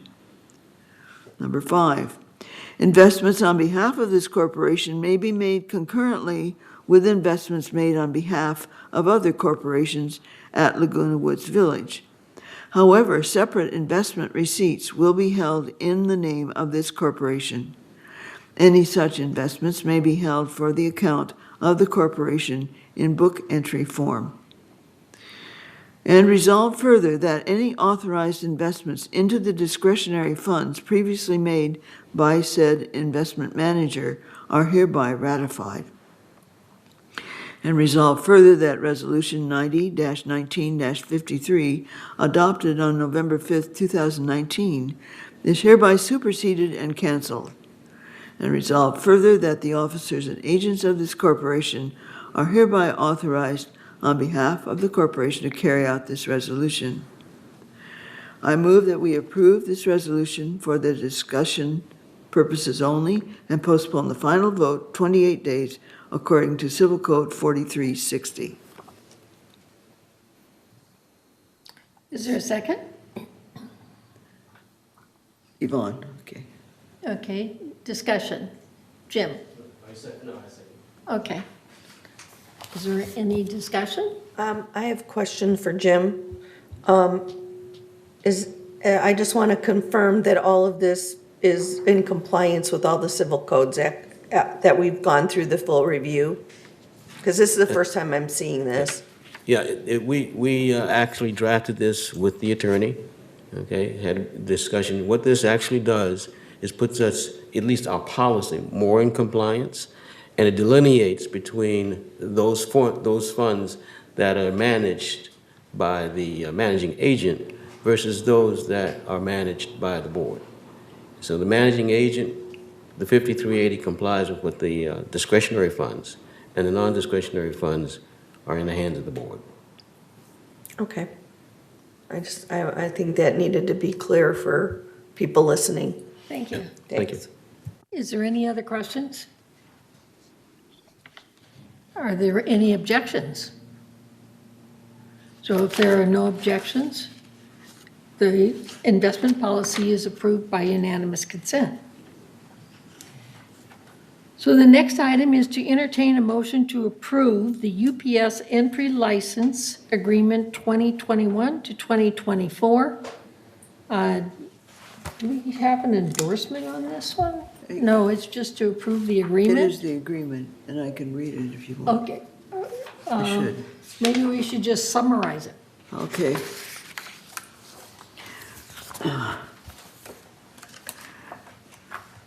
It's, okay, discussion. UPS is seeking to enter into the proposed entry license agreement with GRF for a 3-year term, and these are the key provisions. Permitted activities, for UPS is to install 2 delivery pods in the Clubhouse 1 overflow parking lot adjacent to the library, and 1 pod in the rear of Clubhouse 5 parking lot for the transfer of parcels from golf carts for delivery. Pod dimensions are 8 feet wide by 12 feet long by 8 feet high. The term is from November 3rd, 2021 through January 5th of 2024. Cancellation agreement is cancelable, by either party upon written notice.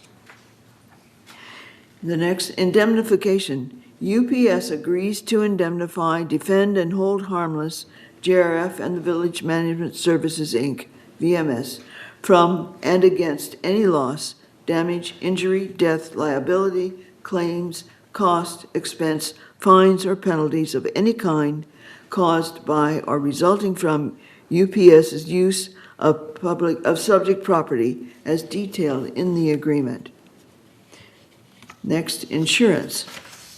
UPS agrees to maintain in full force and effect commercial general liability insurance, commercial automobile liability insurance, and workers' compensation and employers' liability insurance in the amounts outlined in the agreement during the term of the agreement. UPS must provide proof of insurance and all required endorsements to the risk manager before commencement of permitted activities. Fee. There is no fee associated with the use of GRF property. And there is no financial impact associated with the proposed entry license agreement. I move that we approve this entry license agreement. Is there a second? Yvonne seconds it. Is there any question? Is there any questions and discussion? Is this no money is attached to this at all? That's correct. This is for the holiday season to facilitate the delivery of packages, so there is no fee associated with it. And I did want to add that we added in the agreement that they must abide by all traffic rules of the community, including speeding, stopping at stop signs, and so forth. And they're going to use little golf carts to do this? That is correct. That's cool. They do it every year. Oh, yeah. This is just an extension of the service that they provided for us. Is there any other questions or discussion? Are there any objections? So if there are no objections, the entry license agreement for UPS is approved by unanimous consent. So we have 9 yes. Okay. At this point in time, I think we will take a 5-minute break and then come back and go over our reports. So I'll see you in 5 minutes. Let's see, it's 11:18, so 11:25.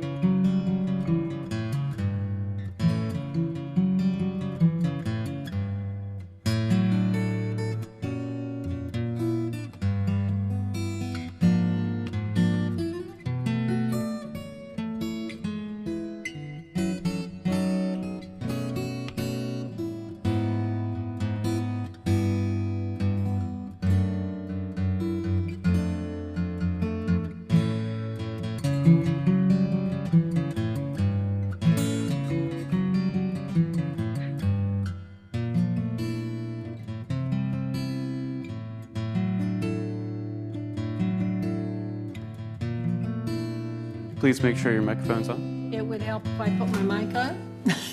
So, all right, I'll bring the meeting to order. And Grant has brought it to my attention that there is a person on Zoom. Okay, would you Yes. address that comment? Absolutely. So Mr. Doug Rook has stated a comment of, you just approved the UPS agreement for 14 months. Didn't you mean 2 months? Okay, the intention was basically to have it extended until 2024. And the reason for that is we have this agreement come to us every year. And so we wanted to make sure that we had an agreement for that extended period of time rather than having it be presented to us each year, even though the service is only during the holidays. Right, the term is from November 3rd to January 5th, roughly. 2024. So those months. Right. Each time. Right. So I think that clarifies it. All right, thank you. So the next item is committee reports. And so I'm going to give the floor to Director Hopkins. Okay. First, I'm going to give the treasurer's report. And Grant, do you have the first chart? Thank you very much. This represents the reporting period through September 30th, 2021. And so we see that the total GRF revenue was $33.1 million compared to expenses of $30.5 million. And that resulted in a net revenue of $2,656,000. Slide 2, please. And also, we keep a close eye on the operating portion of our results. Of course, the operating fund is without depreciation and a few other non-cash items. And it shows a favorable variance of $1,108,000.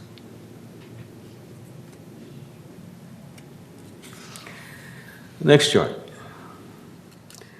The next chart shows the same actuals from the income statement, but it's compared to budget. You can see that GRF ended the period better than budget by $2,224,000. And that's with a budget that we had estimated to have a surplus of $432,000 at this point. Next chart, please. Now this chart shows the most significant variances by category. The green bars represent favorable variances, and the orange bars represent unfavorable variances. Within the favorable variances, employee compensation was $2,023,000. And that was primarily due to open positions in security and information services. And as we said before, the recruiting process is in process. As you know, we have had difficulty we're suffering from the same issues that the rest of the country is suffering from in getting qualified employees. Okay. Also, of course, this also covers certain janitorial and recreational positions. And they remained unfilled while the clubhouses were closed, and a few hours were budgeted. With regard to transfer facility fees, we're positive or favorable $860,000 due to more manors being sold. Year-to-date revenue generated from the $5,000 per manor transfer fee is 31% higher than anticipated. The community had 760 sales versus a budget of 558, and that compares to 482 sales in 2020 for the same period. With regard to the positive variance in community events, that's due to the facility closure during the pandemic. The budget assumed that facilities would reopen in March, but they actually opened June 15th, and that was based on state guidelines. As far as unfavorable variances, we've had unrealized loss through investments of $550,000 due to adverse conditions in bond investments during the reporting period. This entry is made monthly to reflect the investment market conditions, which, by the way, will fluctuate. This account reflects unrealized gains and losses on long-term investments and at times show period losses. These funds continue to show gains over our original investment, however. Next would be miscellaneous revenue.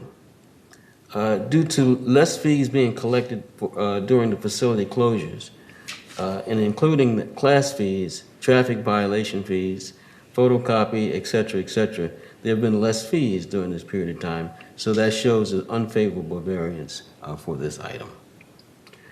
Clubhouse rentals, again, due to facility closures during the pandemic, the budget had assumed facilities would open in March. As a result, our clubhouse rental and event fees are less than anticipated. Slide 5, please. Now we take a look at our revenue other than assessments, such as fees and rentals. We observed that we've received just under $9.6 million through September 30th. By category, we can see that our largest revenue is broadband services. Okay, and that's from the internet, set-box services, and premium channels. This is followed by the trust facilities fee, which is $5,000 fee from resales, and golf revenue. These revenues offset costs and help keep our assessments down. Slide 6, please. Expenses to date are $30.5 million, and that includes depreciation, as you see, which is 13% of the total pie. Our largest category of expenses is compensation, and then depreciation is followed by cable programming fees. Again, that's offset by the revenue that comes in from that. Slide 7, please. Slide 7, here we have a slide to show the resale history from 2019 to 2021. The community-wide sales total 760 through September 2021. Most of these transactions generate a $5,000 trust facility fee. This fee is used as a source of revenue for our reserves. We should note here that the transfer fee will increase to $7,500 effective January 1, 2022. This fee does not apply in certain situations, such as when a current owner sells the current home and purchases a new home in the community. Slide 8, please. Here we're looking at the reserve and contingency funds together and the balances that are in those fees. Starting with column 1, right, on the left, the funds have a combined ending balance of $31.3 million. Included in this are contributions received this year through assessments, trust facility fees, and interest earnings. The second column shows a work in process of $3.2 million, and that reflects the amounts paid for projects that are not yet complete.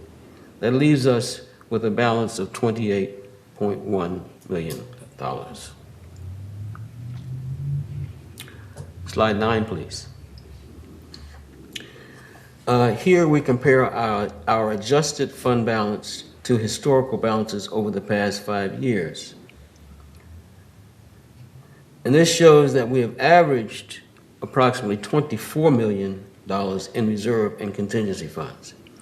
As previously stated, our current adjusted balance is just under $28 million. While these funds may seem large, they should be viewed in the context of approximately $162 million in managed assets.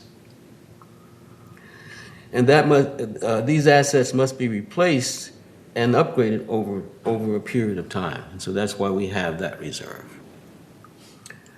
Slide 10, please.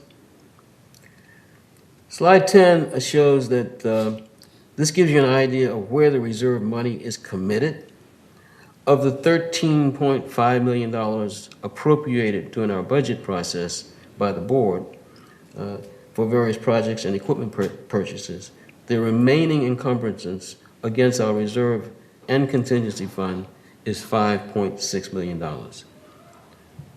And that will be spent over the next months, including perhaps into the following year. And that's how it generally works with asset purchases and allocations. So that concludes my report. Are there any questions? Actually do. Thanks. Just, I don't know that you'll know this off the top of your head, but it just caught my attention on slide 9. Sure. You mentioned, and rightfully so, we have a big increase in collection of trust facility fees because of the homes resales. Why is the trust facilities fee fund dramatically reduced? From time to time, by resolution, those trust facility fees may be actually transferred into equipment fund fees to fund equipment and/or other and the facilities fund. It's just a fund transfer that takes place on a common basis. Where are those resolutions? They come before the board? No, it's a standing operation to take the money collected in those fees, which, by the way, is for the purpose. Oh, without a doubt. Yeah, that so you're purpose. saying they're Okay. spread amongst the other funds and the total balance would really support that. Yeah. I'm curious how that process works, noticing Well, if you look the at what reduction has each year. happened, the facilities fund has gone up as the transfer fee fund has gone down, and that's just a transfer from fund to fund. The purpose of the trust facilities fee is to fund our equipment and facilities. Without a doubt. So Without this a is doubt. simply I'm going to call it an operation. It's a fund transfer. It actually doesn't require a resolution. Okay, Yeah. thanks. Are there any other questions? And that completes your committee report also? Yeah, the report that I have for the Finance Committee is, during our Finance Committee, we reviewed in fact, 3 out of the 4 resolutions that we approved today. We reviewed those and forwarded those to the committee. That was the CAC and maintenance construction resolutions, as well as the investment policy, which we authored. So that was what we did at our meeting, primarily, and that's my report. Okay, thank you. All right, the next committee would be Strategic Planning Committee. The Strategic Planning Committee has not met formally. We've had some preliminary planning with a smaller, less than quorum group. And hopefully, we will have our first official meeting by the beginning of next year, 2022. But when I listen to the beautification and renovation for Clubhouse 1, that's what we're doing with the Strategic Planning Committee. We are updating a lot of the plans, so stay tuned. Thank you, Debbie. The next item is the CAC, Director Horton. Thank you. And thank you to Director Dotson for taking over the CAC meeting last month while I was on holiday. And it only seems right that she should give the report also. Thank you, Director Horton, and thank you for letting me. I actually had a very enjoyable experience, so I appreciate you calling me up for that duty. So we had a very productive meeting. Mr. Gruner updated us about the upcoming tennis court resurfacing, pool repairs, and cleaning. And he also mentioned that we have some upcoming concerts, a holiday bazaar. I believe there is actually something at Clubhouse 4 this weekend on Saturday and Sunday. And we're slowly getting our activities restarted. Staffing still remains a challenge, and Recreation is actively exploring all options for getting new employees. I'm happy to see that we've put some things on the message board as well to update in the What's Up in the Village blast. Part-time jobs are available, and residents are encouraged to apply and also to tell their grandchildren who are at least 16 years of older or older. We have quite a few part-time jobs that would be great for high schoolers or college students. There's been an ongoing discussion regarding the use of the court system for tennis, pickleball, and swimming, and we've had many, many member comments over the last, not just the meeting I presided over, but the preceding one as well. If you are involved in any of these activities, there is a survey that is being sent out. It's coming out to all residents via email. If the first question says, are you familiar with courts or not? If you're not, then you don't need to do the survey, and you just click and it stops the survey. If you are a person who's either knowledgeable of it or has used it, please complete the survey. And if you do not receive the survey in the next few weeks, please contact the Recreation office.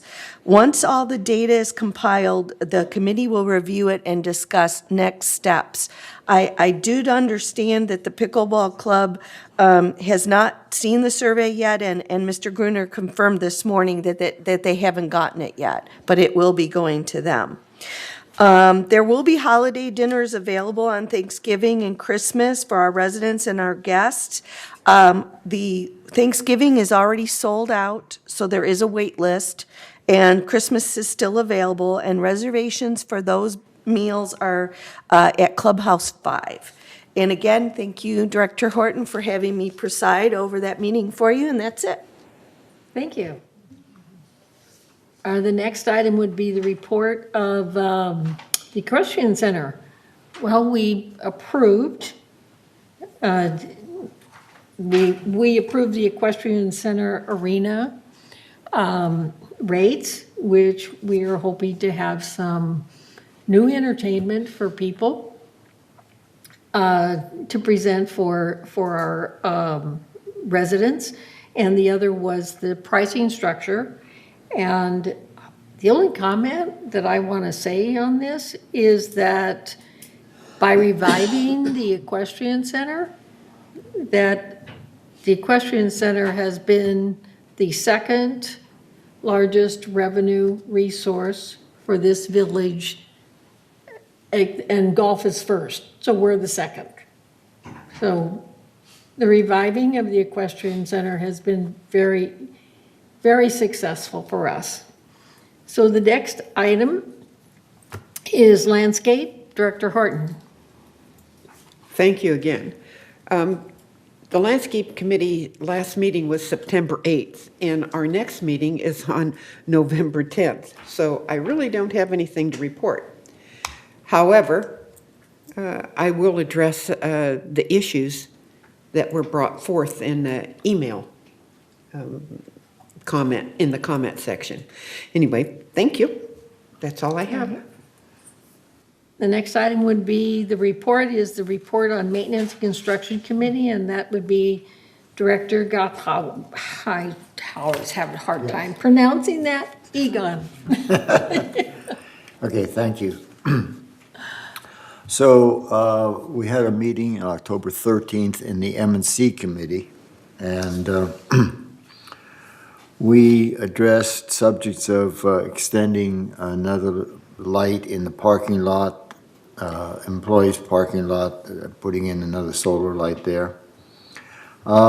We had an extensive discussion about EV charging stations, and our new facilities manager, Bart Major, brought up the usage of the current units that are available behind the community center here, and he gave us a report on just what the amount of usage is. We talked briefly about the golf driving range. We've gone out, or we are getting some estimates for soil amendments. We have planned to move forward with just a renovation, no redo or anything like that, just a renovation, bring the soil up to standards and plant grass. We've now gotten into the wet season, so we're going to do our planning work during that time period, and then we'll get started in the spring. We discussed the project about having transfer switches, a capital project in Clubhouse 4 and 6, and we decided to cancel that project and return the funds to the Treasury. We also discussed the resident services break room. Now, the break room was voted down in prior meetings. However, Guy told us that there were still plans, perhaps do some modifications in that circular area where where the staff meets residents, and so we'll have to listen and find out what that proposed project is. We took a tour to the welding shop because that's one of the projects on the list to be done. So on when the war was that? October 14th, we went a tour of the welding shop, and we approved the go-ahead to get a cost estimate, an initial cost estimate of putting in a prefab metal building and then getting the cost to set the whole thing up. In the meanwhile, however, I'd like to point out that we got a really interesting proposal from Yvonne when she was considering the fact that we're now looking at transferring the bus service to another organization. We may end up with extra extra area in the motor pool that has normally been used for bus maintenance. We could possibly take one of those areas and convert it to a welding shop, and that might actually be a much more secure and attractive facility than what we're even planning. So that has come up, or that suggestion has come up since our tour, and I will bring it up the next time we talk to the appropriate people. And that is pretty much it for the M&C committee. However, and then the next we have the Clubhouse Renovations Committee, and we also had a meeting there, and we also had a tour. So what we had, we had a tour of Clubhouse 1, and we went through the various rooms that get rented for services, for use by the members. So we started with Clubhouse, with dining room 2, 3, and then we went to the art room and the multi-purpose room, and we also looked at the outside portion of the drop-in lounge, and we made various recommendations. We discussed those at our October 29th meeting, and we've come up with a point-by-point plan to make each one of those rooms look like new. Okay, we're not going to do any structural changes, but we are going to, as we say, renovate and beautify the rooms. Our next plan is really to have another tour, and this time bring along people, contractors that provide windows and doors, and get some idea of what that might entail. Meanwhile, we looked at what the walls will require, and the 2 of the dining rooms will probably just require repainting and some other dress-up functions. However, the art room and the multi-purpose room have very smelly wallboards that were put in there many, many years ago and have been continuously modified and cut up and look really messy and smell bad. They are a sort of fiber board, and that apparently has what should I say, absorbed odors over many, many years now. And so we're looking at an extensive cleanup of that area, and we'll get cost estimates from those. We're going to continue on a monthly basis now, working this project because we don't want to get behind like we did in some other places, to mention the PAC, for example. And we also, we did go into the main lounge also and look at that, and a lot of questions have come up about the the advisability of keeping the fireplace or maybe doing away with it to create more storage space, which we've been told by Recreation they would like to have a little more storage space for furniture, because that room stores furniture not just for the main lounge but also for the surrounding rooms. So we got a lot of stuff to look at there, and that's it for the ad hoc committee for clubhouses. We did not get to the other clubhouses at this time. Thank you. Okay, so the next item would be the report for the Media and Communications, Director Millman. Thank you. Media and Communications Committee did not meet in October due to, we didn't meet, all right. We didn't meet in October, and our next meeting will be Wednesday, November 17th, 2021, due to a conflict with the board training on that Monday. That's my report. Thank you. Oh, I'm sorry. That meeting will occur at 2:30 p.m. So November 17th at 2:30 p.m. It's a virtual meeting. Okay. Sorry. It's still virtual, John? As far as I know. So the next item is the report of the Mobility and Vehicles Committee, Don Tibbetts. Yes, I assume you can hear me? Yes, I can hear you. Can everyone Okay, hear good, you? I'll start. Okay. Yeah, I woke up with a sore throat this morning. That's why I'm at the virtual meeting. Chris gave us an update on the ridership numbers, and they're still growing daily. We had over 6,000 riders a month on our fixed bus route, but the individual, about 425 make up that 6,000. The Lyft program is also starting to increase. And then Chris brought us up to date on the past option that I mentioned last month. And he's very happy with the company. It's a new company. And our old cars that we junked brought in $82,000, which is really nice. We had an update on the insurance for the vehicles by Dan Yost, who's our risk manager. And he says we are covered, and cost us about, for that item is about $450,000. And our next meeting is December 1st. Thank you. Now, if you would like, Madam President, I can go into security meeting. Yes.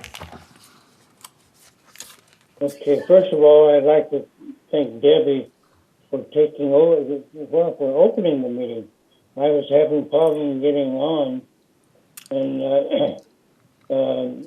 so Debbie started it and did an excellent job. And by the time I got in there, she was halfway through, so she just finished the meeting. I'll mention some things that were discussed. Chief Carlos Rojas had a lot of information in a lot of areas. And he said that the RV lots, there's a waiting list at this time for about 38 people. Again, the major incidents are still falls by people. And also added to that, now we're getting a lot of delinquency payments. Illegal parkings are growing. We had over 200 illegal parked cars, and they were all discovered by the Foot Patrol. Traffic violations, number one violation is still speeding. we had stopped one car going about 60 miles an hour, and then they stopped one car, which was a DUI. The sheriff officer was notified and came out, and the man was arrested. Again, I'd like to thank Debbie for taking over. She did an excellent job, and I had heard a lot of positive comments about her after the meeting. Our next meeting is December 27th at 1:30. Thank you. And what's the next meeting, December 1st? 27. Oh, 27? 27.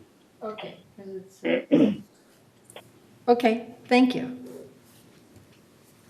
So the next item is Laguna Woods Village traffic hearings. Director, is Debbie going to speak on that? Yeah, yes.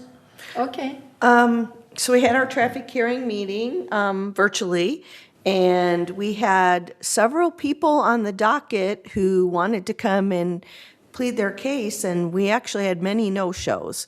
So what happens, and so anybody who listens in, if you get a ticket in the community, you have a right to come in and be heard. If you do that, then we deliberate based on the evidence. Typically, the security officer has video evidence. So normally, video evidence is fairly compelling.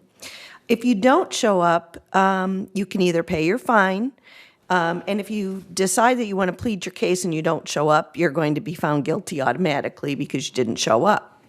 So we ended up having one person show up, and we did find them guilty, of course, even afterwards, because the video evidence showed them just rolling right through the stop sign.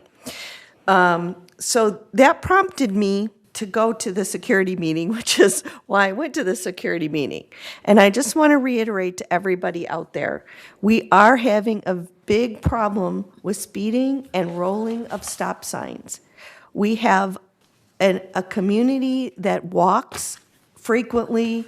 Many have walkers, canes, service animals. The Vision Club came in and presented some very compelling information today.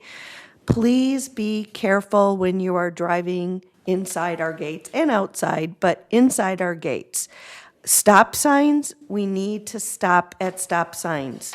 And, you know, it would be a horrible tragedy if somebody was injured or killed here. And please, please, please be careful. But basically, everybody who's in front of us at these traffic hearings are primarily moving violations. We did reinstitute the ability to go to our internal driving school.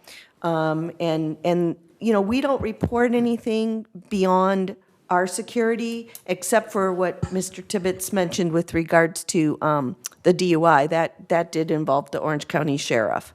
So anyway, that's all. And the security meeting, we did talk about, you know, having some type of a driving fair here for residents to talk about how far it takes to stop, like when you're driving, what the speed, how far. So we're in the preliminary stages of talking about that. So that's it. Okay, thank you. And, next time is November 17th, and right now we're still doing virtual, so I don't know that will change. Well, it is the choice of the committee if they want to do virtual or hybrid. Okay, well, we may do I believe that the choice of the committee would be to go to hybrid, so. So the next item is disaster preparedness, and since we lost our GRF representatives, so I'm going to report on it, and this actually came from Carlos. So the Disaster Preparedness Task Force held its last meeting on September 28th. The members were reminded that the Disaster Preparedness Task Force has reopened Monday through Friday from 10 to 12. And Judith Troutman has scheduled to appear on TV6 to promote the office and the emergency merchandise available to purchase. Both volunteers and staff have been updating updating of the Good Neighbor Captain roster along with the recruiting new members. So the Pet Evacuation Committee reported that they completed their supply inventory. The Great California Shakeout was discussed and would focus on testing systems that would include the Code Red system, Good Neighbor Captain Program, Disaster Preparedness Radio Team, and the Races Radio Team, which serves as a liaison with the City of Laguna Woods. Earthquake preparedness information was also disseminated to staff and residents via the Village Breeze and TV6. After action report will be present at the next Disaster Preparedness Task Force meeting. And the question was also asked is, how does disaster preparedness impact our clubhouses? And Carlos' response was the only time a clubhouse will see an impact is if during the shakeout drill, which is once a year, in the event of an actual disaster. The impact during the annual drill is for a couple of hours and does not require any other clubs to cancel their events. In the event of disaster, the clubhouses will serve as care and reporting centers. And we do keep emergency supplies in cabinets, but only access them to inventory them and will complete that so it does not impact anyone else during the clubhouse. So that ends my report. So the next report will be from the ITAC committee, Jim Hopkins.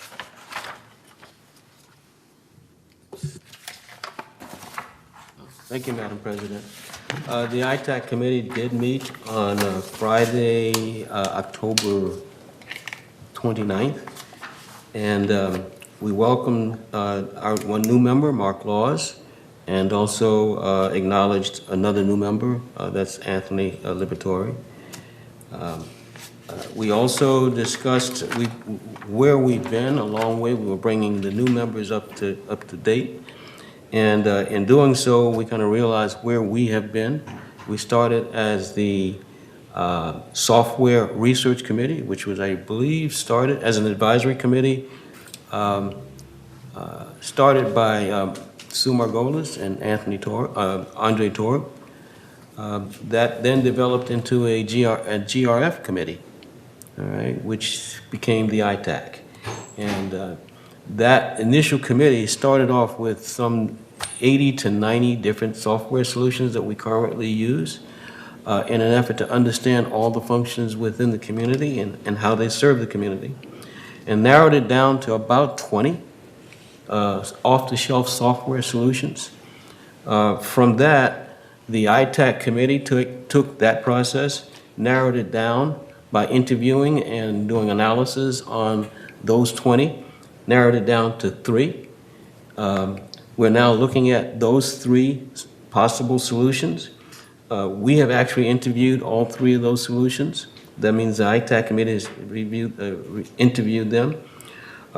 We're now in the process where the stakeholders, and the stakeholders, essentially those who will be using it every day. That's the VMS employees. They'll be using it to serve the residents. And so they get a chance to look at the 3 choices and determine which best suits their needs. And of course, there's a lot of functions. We kind of take for granted the functions within VMS, but there are a ton of functions that we just take for granted. And so they're going to get a chance to take a look at it. Members of the ITAC committee will be sitting in on those sessions. Those sessions are starting this week. In fact, I believe they started today. Today. Okay, they started today. And so we are working feverishly to get a choice in front of, or our choice, meaning our collectively, the stakeholders and the committee's choices, in front of the right board. And I believe that's all of the boards, or the board members. What is it called? The members, okay. Corporate members, okay. So that they get a chance to see our selections and our recommendations. So that's where we are. And I thought I'd take this time to recap it. We'll be doing a much more formal recap in the upcoming meetings. That's my report. Thank you. So the next item on the agenda is the future agenda items. There are no future agenda items. So, director comments. Are there any director comments? Yvonne? Okay. Well, my comment is that when people are using the facilities, they need to sign in. We need to get the utilization correct. If we're not, you're not going to get what you want if the utilization isn't correct. So that's just a reminder. Thank you. Thank you. Are there any, Debbie? I just want to, again, thank the Vision Club for coming in and speaking today. They did a wonderful job, of great presentation of bringing our attention to a very important situation. So I want to, again, thank them. I also want to say that the ITAC committee is one of the most hardworking committees that we have. We meet weekly because this is a very important process. And I hope that when it comes time for us to present everything, that people understand that we have done a very, very thorough job of scrutinizing every step of this. So thank you. It was a great meeting. Thank you. Are there any other comments? President Carpenter? Yes? We do have a resident who wishes to speak about the ITAC committee, if they'll be allowed to speak at this time. Fine. Okay.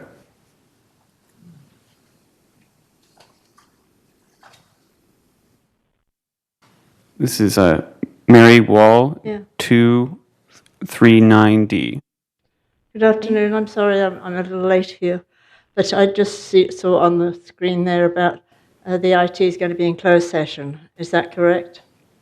The meeting's in closed session? I can't hear you, so The ITAC committee is in closed session? I saw there, it says that the meetings were in closed session. it's a closed meeting. Is that a closed meeting, it's not a closed session? Is there a difference? Just asking if it's a closed session. It is. Yes. Yes. So members it's- are allowed in closed meetings, is that correct? Correct. It's an advisory committee. It's a working committee, it's an advisory committee. But it's still closed? Yes, it is. Closed sessions. Closed to all members? Yes, Is that legal? yes. Absolutely. So you can have closed meetings and we can't come, is that correct? Yes. It's an advisory committee, and it's a working committee. The decisions or the recommendations will be publicized, okay, and be brought out in public. But, I mean, I don't think it would be even useful for the community to see essentially, starting off with 20 to 25 different choices and how we go about, making some of those choices. So it's a working committee, and it's an advisory committee, and it's fully legal. Well, if you say it's legal, I guess it's legal. Yeah. And by the way, if you have any suggestions regarding what the committee's work is, just feel free to contact me.